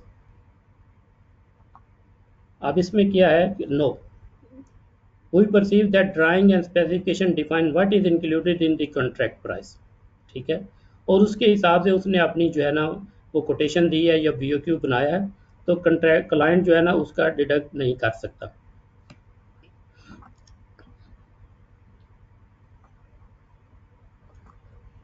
अब हम अगले question की तरफ जाते हैं, if the BOQ quantities are lower than the shown on the drawing, यानी कि बीओक्यू की जो क्वांटिटीज हैं वो ड्राइंग की क्वांटिटी के हिसाब से कम है, can the contractor claim additional payment. क्या कंट्रैक्टर जो है वो एडिशनल पेमेंट ले सकता है, क्योंकि उसने जो है ड्राइंग की क्वांटिटी के हिसाब से एग्जीक्यूट करना है प्रोजेक्ट, ना कि बीओक्यू की क्वांटिटी के हिसाब से। तो, तो इसका आंसर जो है no, the accurate quantity is measured from the drawing. और ड्राइंग जो है वो उसमें डिफाइन किया गया है कि स्कोप ऑफ वर्क क्या है, और उसी के हिसाब से कंट्रैक्टर ने अपनी प्राइस जो है वो कोट किया। अब नेक्स्ट क्वेश्चन की तरफ हम चलते हैं। If an item to be omitted completely and the BOQ included different quantities shown on the drawing, which should be use as the basis for omission. ठीक है, अब बीओ इसमें ये है सिंपल कि बीओक्यू क्वांटिटी और जो है ना ड्राइंग क्वांटिटी में डिफरेंस है। अब ओमिशन जो है ना कौन सी क्वांटिटी के हिसाब से किया जाएगा। ठीक है, तो इसका हम जवाब दे देते हैं, the quantity shown on the drawing are deemed to be included in the contract price. तो हमारी जो ओमिशन होगी वो ड्राइंग की क्वांटिटी के हिसाब से होगी। अब ये है एक और क्वेश्चन, ये रिगार्डिंग द स्पेसिफिकेशन है, यानी कि bill of quantity include different specification of an item included in the contract specification, तो which is consider in the rate. हमें कौन सी स्पेसिफिकेशन जो है वो फॉलो करनी पड़ेगी, यानी कि बीओक्यू में एक और स्पेसिफिकेशन है और जो कॉन्ट्रैक्ट स्पेसिफिकेशन है उसमें कुछ और है, तो कौन सी स्पेसिफिकेशन हम फॉलो करेंगे। तो इसमें जो है कॉन्ट्रैक्ट स्पेसिफिकेशन जो है वो हम फॉलो करेंगे, उसी को जो है ना प्रेफरेंस दी जाएगी।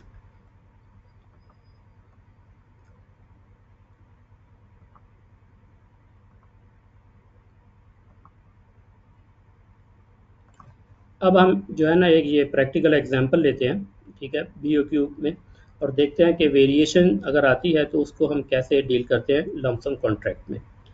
अब इसमें एक आइटम था बीओक्यू में, fixing of existing fire hydrant और relocation with all necessary accessories complete as specified and as per authority requirement or as shown on drawing।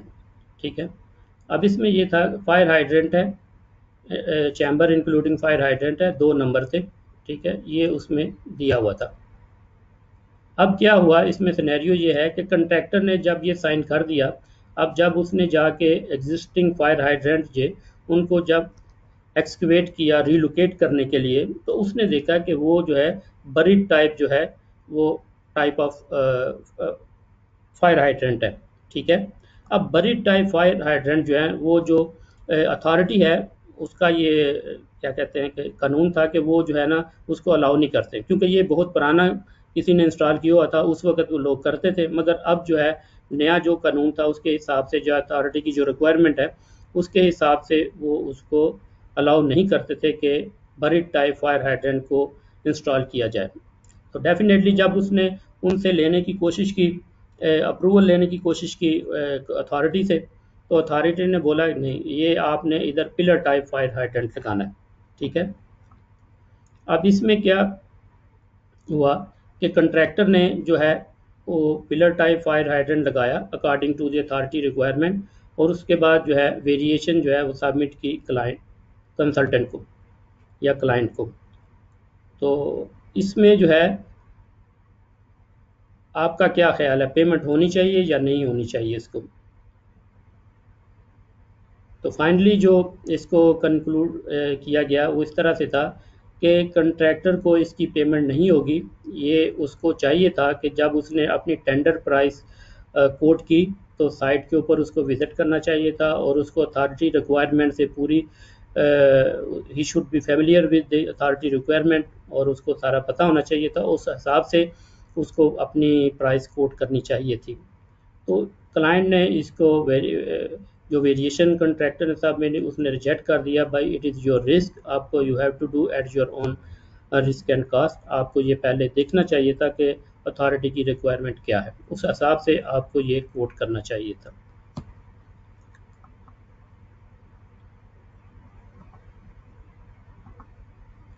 अब हम देखते हैं कि लमसम टाइप ऑफ कॉन्ट्रैक्ट में हम ओमिशन किस तरह से करते हैं। ठीक है, अगर कोई आइटम जो है मिसिंग ओमिट करनी हो तो किस तरह से करने। अब अगर आप देखेंगे इधर यहाँ पे हमारा मैंने एक सिंपल सी एग्जांपल ली है। हमारे पास एक आइटम है 4 कोर 50 स्क्वायर mm केबल है, और इसकी बीओ की क्वांटिटी है 9225 और उसका रेट 27 है और अमाउंट 249075 है अकॉर्डिंग टू बीओ की। अब जो है अकॉर्डिंग टू IFC ड्राइंग जो हमारी क्वांटिटी जो है 10,000 है, ठीक है। अब क्वांटिटी इंक्रीज होगी, अब हमने उसकी ओमिशन करनी है। तो ओमिशन हम क्या करेंगे, हम ड्राइंग की क्वांटिटी को लेंगे, ड्राइंग की क्वांटिटी को लेंगे और उसको जो है ना एडजस्ट करेंगे DOQ अमाउंट के साथ, DOQ अमाउंट के साथ। तो उसके हिसाब से हमारा रेट आएगा 24.91। तो हम जो ओमिशन करेंगे उस हिसाब से करेंगे। अब हम सेम एग्जांपल को यूज़ करते हुए देखते हैं कि अगर 10,000 IFC क्वांटिटी है, IFC mean issued for construction, drawing की जो क्वांटिटी है वो है। तो अगर क्लाइंट बोलता है भाई इसको जो है ना आप 5,000 लीनियर मीटर क्वांटिटी जो है ना इसको आप ओमिट कर दो, तो हमने जो है ना उसको जो ओमिशन बनानी है तो इसी तरह से बनाएंगे। रेट हमारा वही होगा, क्वांटिटी हम 5,000 लेंगे और उस हिसाब से हम जो है इसकी जो है ना ओमिशन बनाए। 5,000 क्वांटिटी है, 24.9 जो हमने रेट ड्राइव किया BOQ अमाउंट के हिसाब से, और ये उसका तकरीबन 50% बन जाता है। उस हिसाब से हमारी जो है ना ओमिशन बन जाएगी।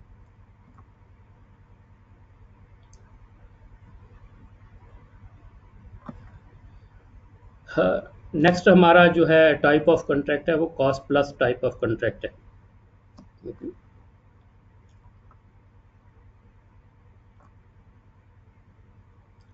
अब इसको हम थोड़ा सा अंडरस्टैंड करते हैं कि cost plus type of contract जो है ये होता क्या है, ठीक है। इसमें ये होता है कंट्रैक्टर और क्लाइंट जो है वो एक एग्रीमेंट करते हैं कि जो भी कंट्रैक्टर की कॉस्ट होगी, ठीक है, जो भी व्हाट्सएवर, और उसके ऊपर उसको एक जो है ना उसका परसेंटेज ऑफ उसका जो है ना फ़ी जो है ना वो उसको पे की जाएगी। जो फ़ी होती है उसमें जो है ना ये जैसे मैंने पहले बताया आपका ओवरहेड होंगे, प्रॉफिट होगा, ये होगा, और जो उसकी लेबर प्लांट और मटेरियल की जो कॉस्ट होगी उसके ऊपर उसको उसकी फ़ी पे की जाएगी, ठीक है। अब ये कहाँ पे हम इसको जो है ना कॉस्ट प्लस जो है ना यूज़ करते हैं टाइप ऑफ कॉन्ट्रैक्ट में, ठीक है। ये जहाँ पे हमारा रिफर्बिशमेंट टाइप ऑफ कॉन्ट्रैक्ट है, रेनोवेशन के कॉन्ट्रैक्ट होते हैं और मेंटेनेंस टाइप ऑफ कॉन्ट्रैक्ट है, वहाँ पे हम cost plus type of contract जो है ना वो यूज़ करते हैं। कि वहाँ पे आपको अगर रिफर्बिशमेंट करनी है तो आपको पता है वहाँ पे जो है ना ये एग्जैक्ट हम क्वांटिटी कैलकुलेशन नहीं कर सकते बिफोर द प्रोजेक्ट जो है ना, कि हम उसको कैसे कैलकुलेट करेंगे, या रेनोवेशन के प्रोजेक्ट है या मेंटेनेंस टाइप ऑफ कॉन्ट्रैक्ट है। तो इसमें ये किया जाता है, क्लाइंट कहता है कि जी जितनी भी आपकी कॉस्ट होगी, लेबर, प्लांट, मटेरियल, जिसको कि हम प्राइम कॉस्ट बोलते हैं, उसके ऊपर हम आपको एक जो है ना फीस जो है ना वो एग्रीड होती है, वो हम आपको पेमेंट करेंगे।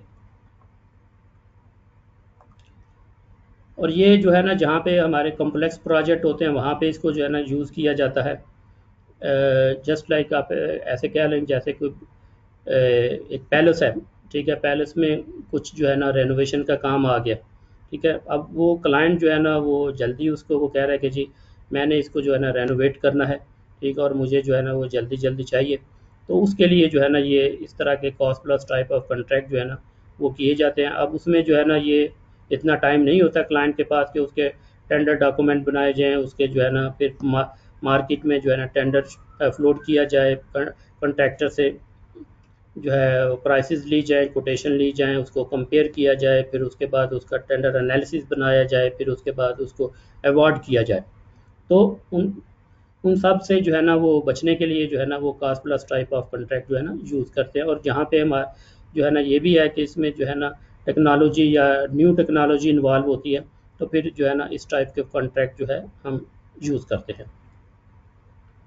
और मेन चीज़ इसमें एक और जो होती है ये जो होते हैं कंट्रैक्टर और क्लाइंट का जो है ना ट्रस्ट इन बिटवीन जो है दोनों का, कि क्लाइंट को पता होता है कि जो ये कंट्रैक्टर मैं सिलेक्ट करूँगा तो ये मुझे बहुत रीज़नेबल जो है ना वो कॉस्ट के ऊपर जो है ना करके देगा, ठीक है।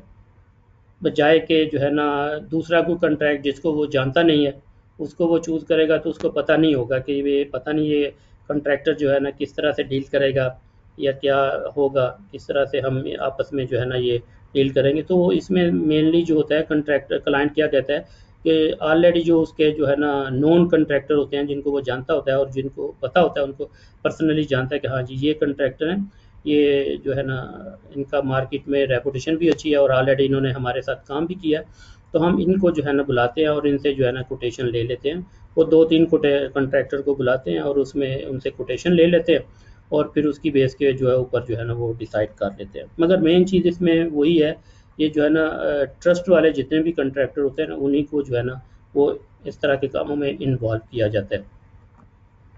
और इस तरह के कामों में क्लाइंट को जो है ना वो प्राइस का भी इतना जो है ना कंसर्न नहीं होता। वो कहते हैं कि price is not a matter for them in this type of project. तो वो कहते हैं कि जी हमारा काम जो है ना वो एक गुड क्वालिटी का होना चाहिए और जो है ना अच्छा होना चाहिए और जल्दी होना चाहिए। ये उन कंट्रैक्टर क्लाइंट की जो है ना मेन रिक्वायरमेंट्स होती हैं। और उसमें जो है ना क्लाइंट जो है वो जो प्राइस रिस्क होते हैं वो भी कैरी करता है इसमें।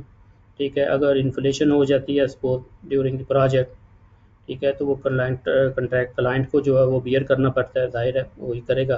तो इस तरह के रिस्क जो है ना वो बियर करता है। जब इस तरह के काम जो है वो शुरू करते हैं क्लाइंट, तो वो जो कंट्रैक्टर होते हैं उनके ट्रस्टेड कंट्रैक्टर या जो उन्होंने जिस कंट्रैक्टर से काम करवाना होता है उनको जो है ना वो इन्वॉल्व भी कर लेते हैं अपने डिज़ाइन में, चूँकि उनको ऑलरेडी एक्सपीरियंस भी होता है कंट्रैक्टर को उस तरह के कामों का। तो वो फिर उनको जो है ना उनकी हेल्प भी ले लेते हैं डिज़ाइन में जो है ना वो बिल्डेबिलिटी इम्प्रूव करने के लिए जो है ना, तो उसको भी साथ में ले लेते हैं। अब इसमें भी जो है ना ये होता है कि कास्ट जो होती है अगर उसमें कुछ वेरिएशन आ जाती है तो उसको भी अकोमोडेट किया जाता है। अगर कोई क्लेम वगैरह भी आ जाते हैं तो उनको भी जो है ना cost plus type of contract में अकोमोडेट किया जाता है।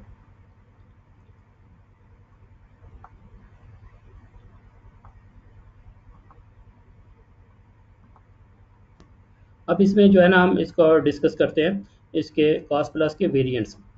इसमें हमारे पास जो है कॉस्ट प्लस परसेंटेज फ़ी है, कॉस्ट प्लस फिक्स्ड फ़ी है, टारगेट कॉस्ट और गारंटीड मैक्सिमम प्राइस है। अब फर्दर हम इसको जो है डिस्कस करते हैं। अब इसमें क्या है, जो इसके कॉस्ट प्लस कॉन्ट्रैक्ट के एडवांटेजेस जो है, जैसा कि पहले मैंने बताया कि इसमें हमें मिनिमम टाइम रिक्वायरमेंट होता है टेंडरिंग प्रोसेस के लिए। इसमें जो है ना सारे जो है ना सिलेक्टेड कंट्रैक्टर जो है उनको ही क्या कहते हैं इनवाइट किया जाता है उसमें टेंडरिंग के लिए। तो वो टेंडरिंग प्रोसेस जो है ना इसका बहुत मिनिमम या शॉर्ट सा होता है। ठीक है, अब इसमें ये होता है कि डिज़ाइन अगर नहीं भी आपके पास, चूँकि renovation maintenance refurbishment type of contract होते हैं, डिज़ाइन तो उसका मुकम्मल से बना नहीं होता, तो इसको जो है ना अर्ली शुरू कर लेते हैं और साथ साथ में जो है इसका ना डिज़ाइन की जो है ना वो इम्प्रूवमेंट जो है ना होती रहती है। और नेक्स्ट वन है कि हम इसमें जो है ना चेंजेस जो है ना हम उनको ईज़िली अकोमोडेट जो है ना वो कर सकते हैं। उनका प्राइस वाइज या बजट के हिसाब से भी क्लाइंट के पास इतना कोई टाइट वो नहीं होता कि टाइट बजट है, तो उसके पास एनफ फंड्स होते हैं तो वो उसमें जो है ना इसमें कर सकता है, इसको मैनेज कर सकता है। और इसमें मेन चीज़ इसकी जो है ना क्वालिटी जो है ना वो इंश्योर की जाती है कि कंट्रैक्टर जो भी काम करेगा वो क्वालिटी वाला काम करेगा। अब हम इसके कुछ जो है वो डिसएडवांटेजेस को भी देख लेते हैं। ठीक है ना, अब इसमें मेन चीज़ ये है कि एट द टाइम ऑफ जो है ना एग्रीमेंट, क्लाइंट और कंट्रैक्टर दोनों को पता नहीं होता कि उनकी जो है ना फाइनल कमिटमेंट्स क्या होंगे, कितना जो है क्लाइंट पे करेगा, और कंट्रैक्टर को पता नहीं होता मेरा स्कोप ऑफ वर्क क्या है, क्योंकि ये नेचर ऑफ द प्रोजेक्ट इस तरह का होता है कि उसको जो है ना कैलकुलेट नहीं किया जा सकता। तो एक आप कह लें कि डिसएडवांटेज है, तो उनको पता नहीं होता कि कौन क्या क्या जो है ना हमने करना है।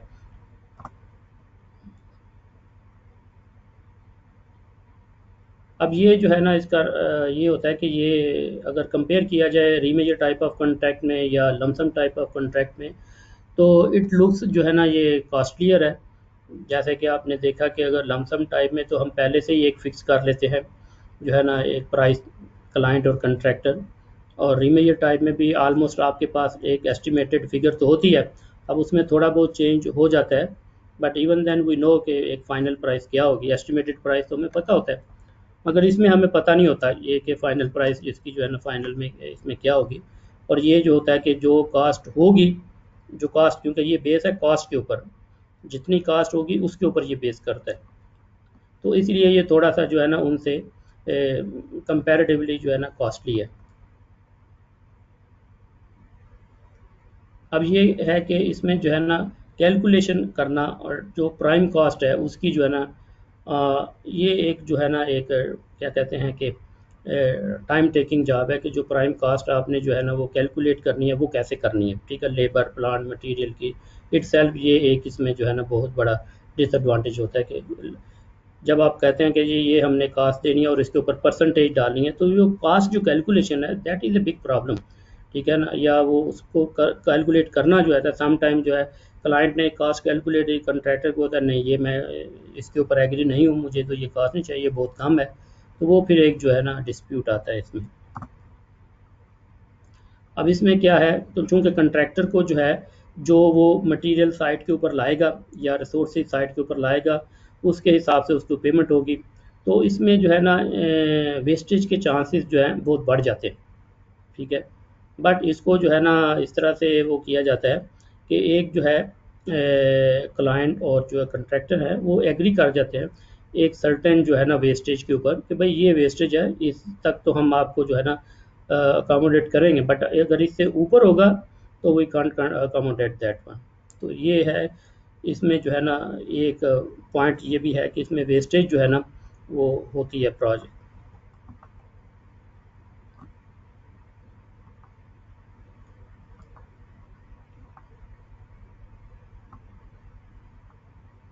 अब हम इसको जो है ना एग्जांपल से देखते हैं, कास्ट प्लस परसेंटेज फ़ी जो कॉन्ट्रैक्ट है ना इसकी कैसे जो है ना वो कैलकुलेशन जो है ना वो की जाती है, ठीक है ना।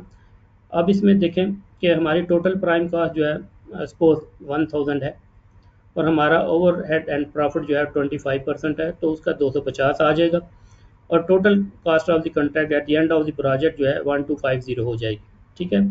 इसमें जो है ना परसेंटेज जो है ना ये फिक्स की हुई है 25%। अब ये जो है ना टोटल प्राइम कास्ट अगर बढ़ जाती है तो उसका इफेक्ट जो है ना ये अब आपकी जो परसेंटेज है उसके ऊपर भी आएगा, ठीक है। अब हम इसको जो है ना आगे भी देखते हैं, ठीक है ना। अब आप देखें कि हमारी जो है ना प्राइम कास्ट जो है ना लेबर, प्लांट और मटेरियल जो है वो 1300 होगी। अब उस हिसाब से अगर आप देखेंगे तो इसकी जो है ना ओवरहेड एंड प्रॉफिट वो 325। अब ये ड्यू टू एनी रीज़न, क्या मिसमैनेजमेंट है या कोई भी है उसकी कंट्रैक्टर की, उसकी वजह से अगर ये जो है ना 1000 से 1300 हो गया तो उसके ऊपर जो क्लाइंट को नुकसान क्या होगा, उसने 250 की बजाय 325 को पेमेंट करना पड़ेगा और total amount of the contract जो है वो एक 1250 से 1625 हो जाएगी।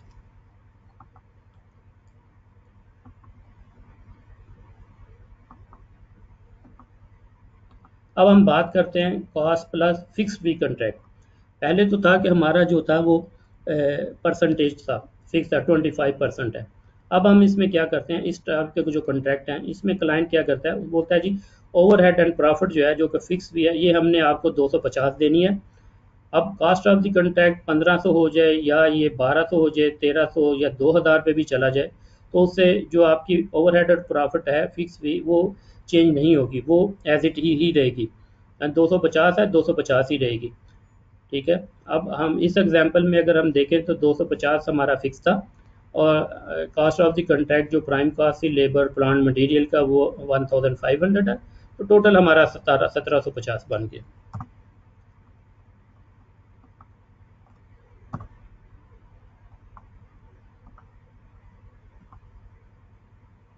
अब इसमें जो है ना हमारा एक और इसका वेरिएंट है टारगेट कास्ट कॉन्ट्रैक्ट। अब टारगेट कास्ट कॉन्ट्रैक्ट जो है, अब जब इंडस्ट्री जो स्पेशलिस्ट हैं उन्होंने जब देखा कि जब हम ये करते हैं कास्ट प्लस कॉन्ट्रैक्ट बनाते हैं, चाहे उसमें फ़िक्स फ़ी हो चाहे परसेंटेज फ़ी हो, तो उसमें जो है ना क्लाइंट को नुकसान होता है। तो एज ए लेसन लर्न जो है उन्होंने टारगेट कास्ट कॉन्ट्रैक्ट को जो है ना इंट्रोड्यूस करवाया और ये जो बेस करता है ये पेन एंड गेन मैकेनिज्म इसका है। अगर कंट्रैक्टर जो है वो विद इन दी बजट अगर उसको या कम बजट में अगर करता है तो उसका फ़ायदा जो है ना वो दोनों को होगा। अगर वो ओवर स्पेंडिंग करता है तो उसका फिर जो है ना वो कैलकुलेट किया जाए किस तरह से इसकी जो है ना ये शेयरिंग जो है वो की जाए। और उसमें भी पेमेंट कंट्रैक्टर को जो होती है वो उनकी एक्चुअल कॉस्ट प्लस उसकी जो है ना फ़ी जो है ना वो पे की जाती है उसको जो है ना। और जो पेन एंड गेन का शेयर का मैकेनिज़्म जो है ये उसमें कॉन्ट्रैक्ट में डिफ़ाइन किया जाता है। भाई क्या होगा, 50-50 होगा, 50-60, 40-60, लाइक इस तरह से जो है ना वो करते हैं। अब इस तरह के कॉन्ट्रैक्ट जो हैं ये डिज़ाइन और कंस्ट्रक्शन जो है ना, ये हम इसमें ये एक जो है ना पॉसिबिलिटी है कि हम इसको साइड बाय साइड भी जो है ना वो रन कर सकते हैं। अब इसमें यह है कि जब आप इसका BOQ बनाते हैं तो वो जो है ना ये लमसम भी हो सकता है और या BOQ बेस के भी ऊपर भी हो सकता है।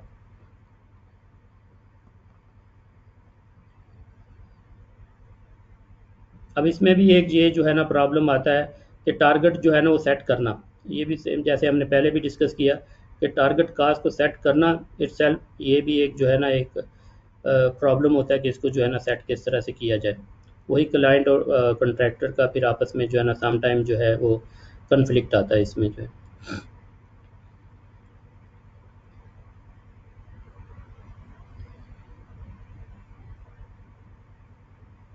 अब हम इसको देखते हैं कि एग्जांपल के थ्रू कि टारगेट का कॉन्ट्रैक्ट जो है वो किस तरह से जो है ना वर्क करते हैं।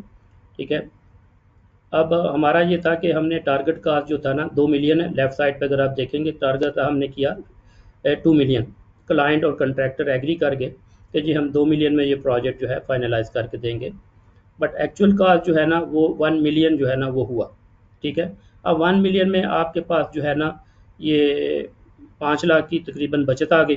ठीक है जी, अब 5 लाख जो है ना इसको किस तरह से जो है ना क्या कहते हैं शेयर किया जाए आपस में, तो वो जो है इसमें एग्जांपल में मैंने 50-50 लिया हुआ है, 50 कॉन्ट्रैक्टर और 50 कंसल्टेंट और क्लाइंट। ठीक है, तो इसमें क्या होगा, एक तो उसकी एक्चुअल कॉस्ट जब उसको पे होगी 1.5 मिलियन, उसके ऊपर जो है ना अब 5 लाख को अगर हम 2 के ऊपर डिवाइड करें तो ये 250 आ जाता है, तो 250 will be included in the 1.5 million और टोटल कास्ट जो पे होगी वो 1.75 मिलियन जो है वो कॉन्ट्रैक्टर को पे होगी। तो ये इस तरह से जो है ना ये वर्क करता है, ये कॉस्ट प्लस कॉन्ट्रैक्ट।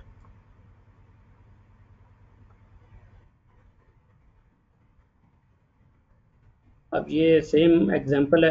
ठीक है, मगर इसमें जो है ना ये क्या है कि प्रोजेक्ट की कास्ट जो बढ़ गई थी। ठीक है, तो इस वजह से जो है ना ये वही पेन एंड गेन जो है ना 50% है, तो उसी हिसाब से इसकी कैलकुलेशन जो है ना वो की हुई है।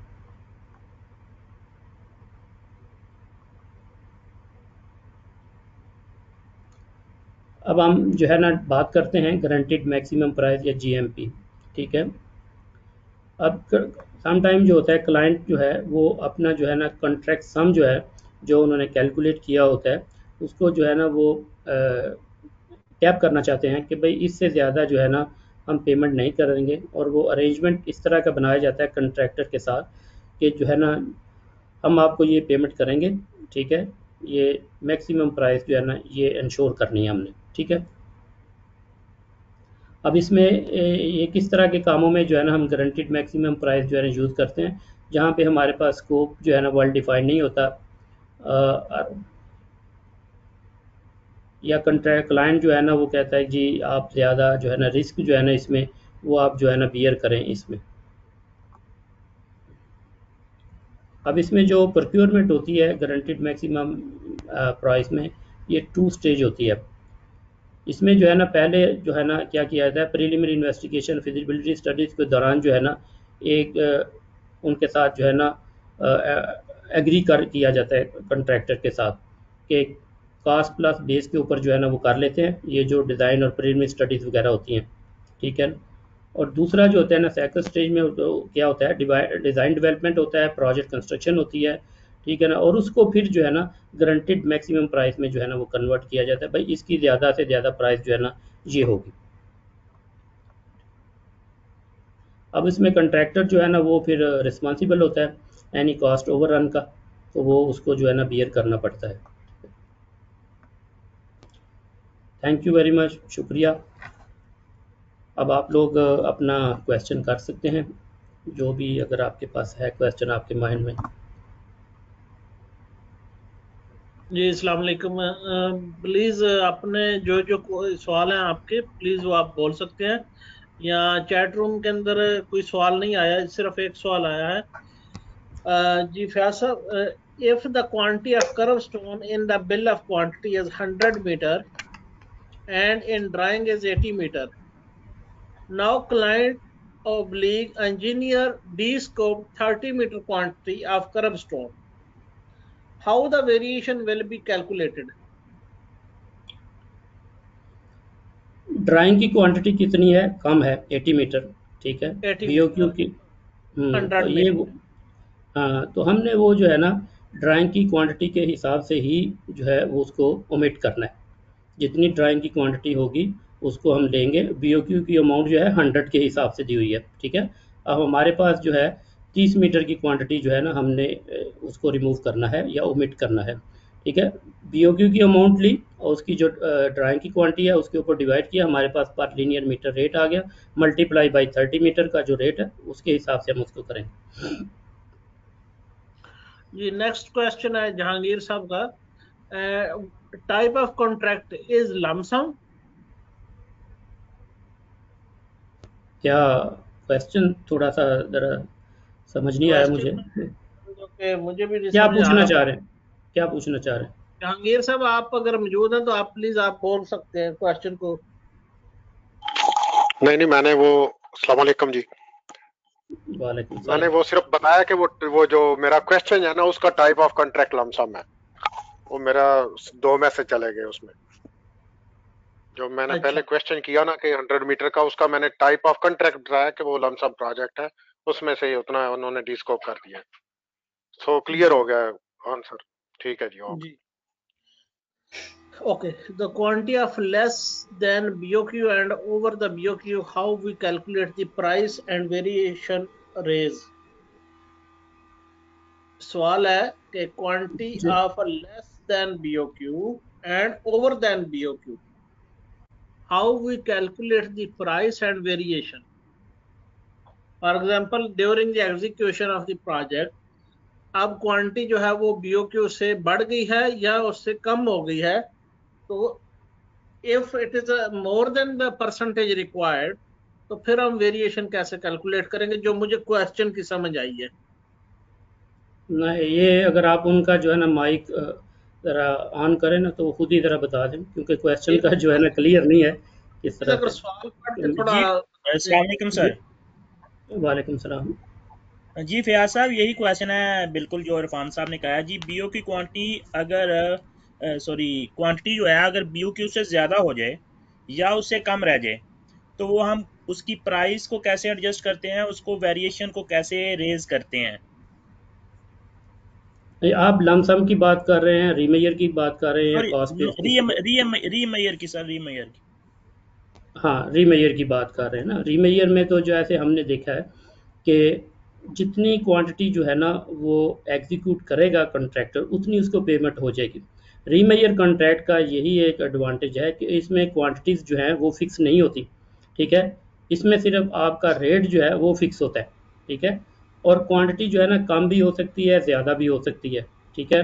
इसमें जो है ना वेरिएशन जो है वो एक सर्टेन जो है ना वो तक होता है। क्वांटिटी जो है ना बढ़ जाए या बहुत बड़ी क्वांटिटी जो है ना वो इंक्रीज हो जाए। जैसे मैंने आपको एग्जांपल दिया ना अभी कि BOQ का एक स्टॉर्म वाटर का BOQ है, अब उसमें जो है ना 50 मीटर क्वांटिटी जो है ना वो ऐड होगी। अब 50 मीटर क्वांटिटी का जो है ना वेरिएशन तो नहीं होगा, ठीक है ना, बिकॉज क्योंकि वो ड्राइंग में शो की हुई है क्वांटिटी, उसकी वेरिएशन नहीं बनेगी।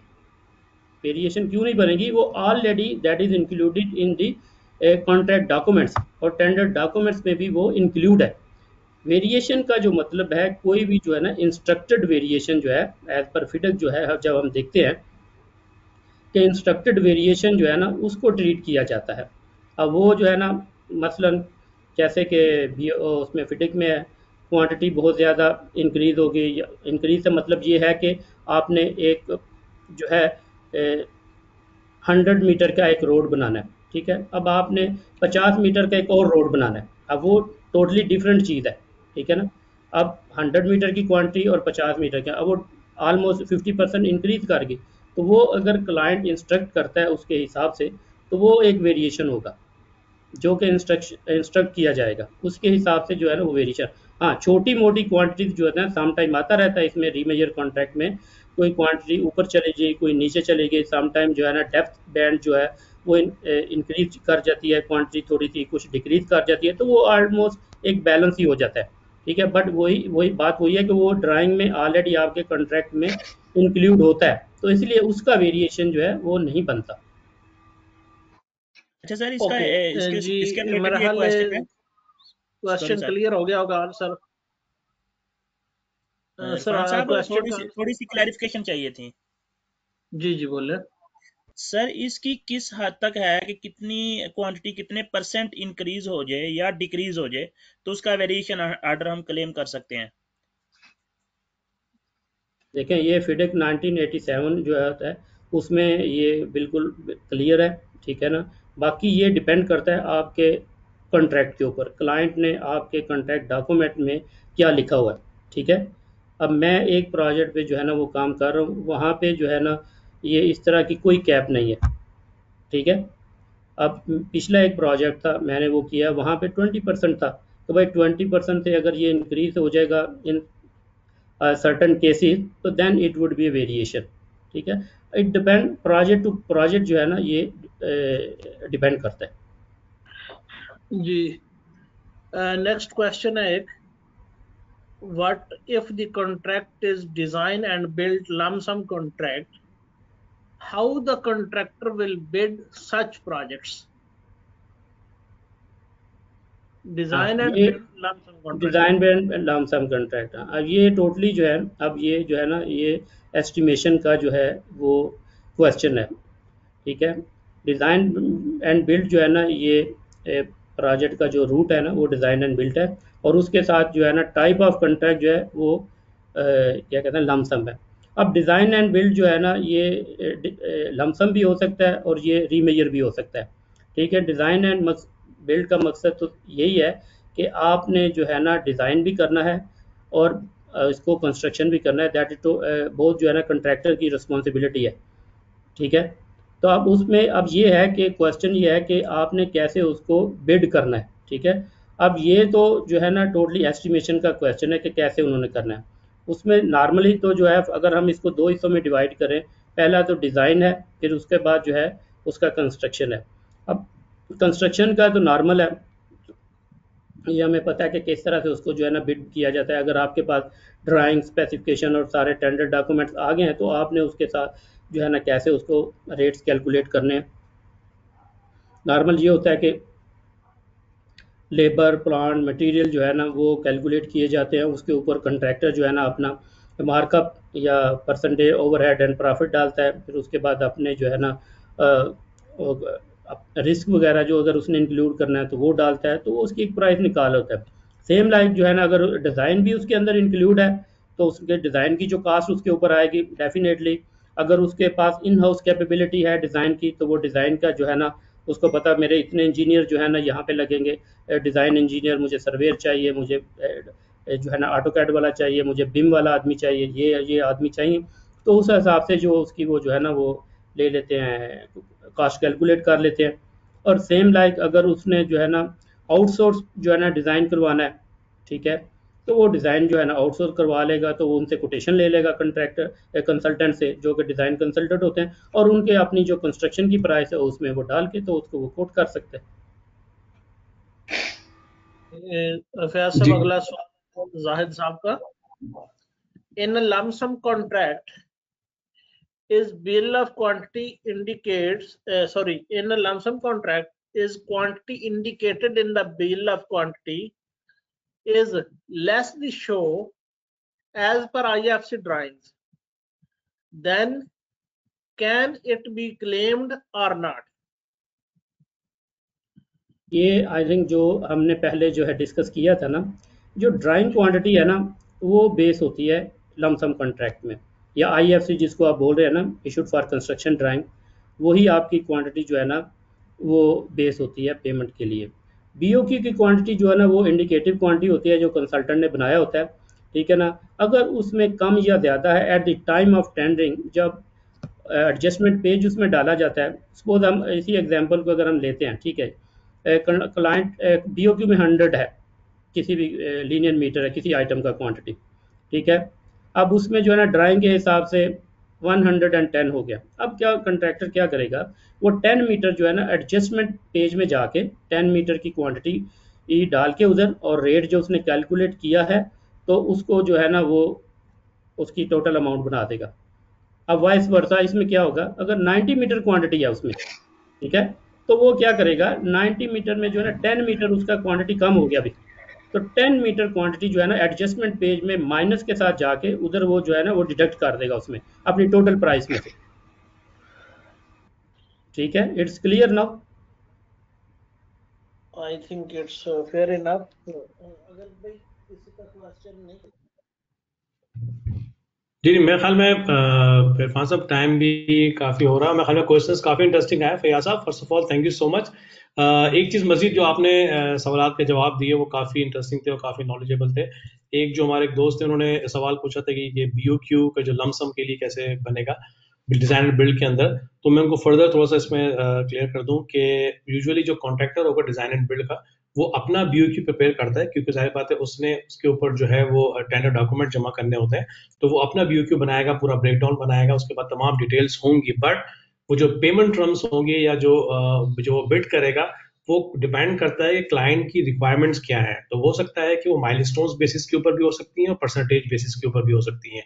तो वो टोटल अपनी अमाउंट बना के कि टेंडर अमाउंट ये है मेरी, जब उसको टेंडर अवार्ड हो जाएगा and then the payment terms होंगी, जैसे मैंने कहा कि वो माइलस्टोन बेसिस भी हो सकती हैं और परसेंटेज बेसिस की होती है। तो प्रोग्रेस परसेंटेज के ऊपर भी आपको पेमेंट होती है डिजाइन एंड बिल्ड की, और माइलस्टोन बेसिस के ऊपर भी। और जो एक चीज फैयाज साहब ने बड़ी अच्छी क्लियर की कि उसके अंदर डिजाइन का फैक्टर जो होता है वो कॉन्ट्रैक्टर ऐड करेगा, तो डिजाइन एंड बिल्ड जाहिर है उसकी दोनों उसकी रिस्पॉन्सिबिलिटी है। अगर कोई design in house design team है तो ऑफकोर्स उसकी अपनी कॉस्ट होगी, और अगर वो कहीं बाहर से डिजाइन करवा रहा है तो वो फिर जो भी डिजाइन कॉस्ट होगी और उसके ऊपर जो भी अपना ओवरहेड होगा वो करके वो एक डिजाइन की वैल्यू उसमें ऐड करेगा। तो दिस इज हाउ बेसिकली जो टेंडर डॉक्यूमेंट्स होंगे जो है कॉन्ट्रैक्टर के, उस तरीके से उसको वो प्रोसेस करेगा। सॉरी जस्ट फॉर क्लेरिफिकेशन, मैंने सब मैं उसको एलिब्रेट कर दूं। थैंक यू वेरी मच, शुक्रिया मलिक साहब। तो नहीं कोई बात नहीं, और मेरे ख्याल है बहुत बहुत ज़बरदस्त बहुत अच्छा सेशन था फैयाज साहब, जिस तरीके से आपने एक्सप्लेन किया। आई होप कि मतलब जितने भी हमारे स्टूडेंट को बहुत अच्छे तरीके से समझ में आया होगा। जो एग्जांपल्स आपने शो किए हैं, यूजुअली हमने देखा है कि जो भी स्लाइड्स होती हैं या प्रेजेंटेशन होती है वो टोटली एकेडमिक होती है, और आपने इसको बड़े अच्छे प्रैक्टिकल एग्जांपल्स के साथ कैसे इसको कैलकुलेट करते हैं, किस तरीके से view how it looks, how it calculates, उसकी क्या क्या उसके advantage disadvantages, which is I believe के बहुत ज़्यादा के बेनिफिट रहेगा तमाम सुनने वालों को, आई एम श्योर। तो thank you so much Faiyaz साहब आपके टाइम का और इतनी बेहतरीन प्रेजेंटेशन के लिए। और इंशाल्लाह हम लोग फिर नेक्स्ट सैटरडे का आप लोग को जो भी हमारा प्रेजेंटर होंगे टॉपिक होंगे वो इरफान साहब आप लोग शेयर कर लेंगे। इरफान साहब फैयाज साहब कुछ कहना चाहेंगे तो प्लीज। जी एक लास्ट क्वेश्चन की रिक्वेस्ट आ रही है, एक लास्ट क्वेश्चन फैयाज साहब कहना चाहूंगा। ये जाहिद साहब का क्वेश्चन है, also if item is included in the bill of quantity for lump sum contract but never executed or not shown on the IFC drawing, then can it be paid or it will be omitted? Say again. An item is indicated in the bill of quantity for lump sum contract but never executed at all, even though not shown in the IFC drawing, then can it be paid or it will be omitted? Okay. No, भैया साहब इसमें जी इसमें ये है कि उसको जो है ना पेमेंट उसकी होगी, कंट्रैक्टर को उसकी कोई ओमिशन नहीं बनेगी, ठीक है, और पेमेंट होगी। क्योंकि इसमें जो है कंट्रैक्टर जब अपना BOQ बनाया उसने, ओके सपोज उसने जो है ना गलती से एक आइटम इंक्लूड हो गया, ठीक है, कंसल्टेंट ने या क्लाइंट ने जो भी BOQ बनाया, ठीक है, तो क्लाइंट ने जब एक्सेप्ट कर लिया, ठीक है ना, बेस्ड ऑन, क्योंकि हमारा जो लमसम कंट्रैक्ट है based on drawing and specification और अदर डॉक्यूमेंट्स जो होते हैं, ठीक है ना। बट यहाँ पे मामला प्योरली जो है ना वो क्या कहते हैं एक आइटम का है जो कि BOQ में शो की गई है, उसमें ड्राइंग में शो नहीं की गई। डेफिनेटली अगर ड्राइंग में शो नहीं की गई तो एग्जीक्यूट भी नहीं होगी, ठीक है। तो उसके हिसाब से जो है ना उसकी पेमेंट होगी। कंट्रैक्टर ने पेमेंट उसकी जो है ना आइटम डाल दिया, ठीक है ना, अब जो है ना वो आइटम एग्जीक्यूट नहीं हुआ तो क्लाइंट उसका जो है ना डिडक्ट करने का कुछ वो नहीं है, क्योंकि उसने जो है ना बेस्ड ऑन जी जो प्रोवाइड किए डॉक्यूमेंट उसके हिसाब से उसने कोटेशन ली, ठीक है, और उसमें जो है ना BOQ भी उसी का हिस्सा था जो टेंडर डॉक्यूमेंट इशू किए गए, ठीक है। तो जाहिर है अब क्लाइंट ने इशू किया है ना वो BOQ, कंट्रैक्टर ने अपने तौर पे तो नहीं डाला वो आइटम, कंट्रैक्टर क्लाइंट ने बोला भाई ये आइटम है, बाय मिस्टेक सपोज उसने जो है ना रख दिया, तो उसको जो है वो पेमेंट करना पड़ेगा उसका, ठीक है ना। अब ये नहीं कह सकता कि मैं इसको जो है ना पेमेंट नहीं करता, क्योंकि हम इसमें जो है एक जो है ना प्राइस के ऊपर जो है ना एग्री करते हैं बेस्ड ऑन जो सर्टेन डॉक्यूमेंट्स हमारे हैं, उसमें BOQ है, उसमें ड्राइंग है, उसमें स्पेसिफिकेशन है, और उसमें और जो उसके रेलेवेंट डॉक्यूमेंट होते हैं उसकी बेस पे हम एक प्राइस को जो है ना वो एग्री करते हैं कंसल्टेंट के साथ और क्लाइंट के साथ। अब एक प्राइस जब एग्री हो गया, अब देखें इसी तरह का अगर कोई चीज़ आ जाए, अब इसको जो है ना दूसरी जो है ना साइड से देखते हैं, अगर कंट्रैक्टर ने जो है BOQ में आइटम नहीं है मगर ड्राइंग में है, ठीक है, तो क्या होगा, उसको कंट्रैक्टर को उसका पेमेंट नहीं होगा, आइटम भी एग्जीक्यूट होगा, कंट्रैक्टर उसका पेमेंट भी नहीं होगा। तो सेम ऐसे ही क्लाइंट जो है उसको पेमेंट करने का वो क्या कहते हैं उसकी ये है रिस्पॉन्सिबिलिटी है, ऑब्लिगेशन है, he has to pay that item. Okay जी जी, थैंक यू फैयाज साहब। गैर साहब, आपके जो भी क्वेश्चन है आप प्लीज जो है वो भेज सकते हैं ग्रुप के अंदर, तो उनको अकॉर्डिंगली जो फिर आंसर कर देंगे। ठीक है सर, बहुत शुक्रिया जी जी। दाय साहब आप भेज दें अपने क्वेश्चन जो भी हैं, हम इंशाल्लाह जो है ना ट्राई करेंगे आपके सारे क्वेश्चन को जो है ना एड्रेस करने की, इशू नहीं है, आप जो है ना बिला झिझक जो है ना भेज सकते हैं। जी, यहाँ फैयाज साहब का ईमेल दिया हुआ है स्क्रीन के ऊपर, आप इस पे भी भेज सकते हैं अपने सवाल। और दूसरा जो स्लाइड्स के वाले से है, स्लाइड जो है वो शेयर की जाएंगी। जी बहुत चलिए, शुक्रिया फैयाज साहब। थैंक यू इरफान साहब, थैंक यू फयाज साहब के टाइम का। थैंक यू, अल्लाह शुक्रिया, थैंक यू, अल्लाह हाफिज़। अस्सलाम वालेकुम।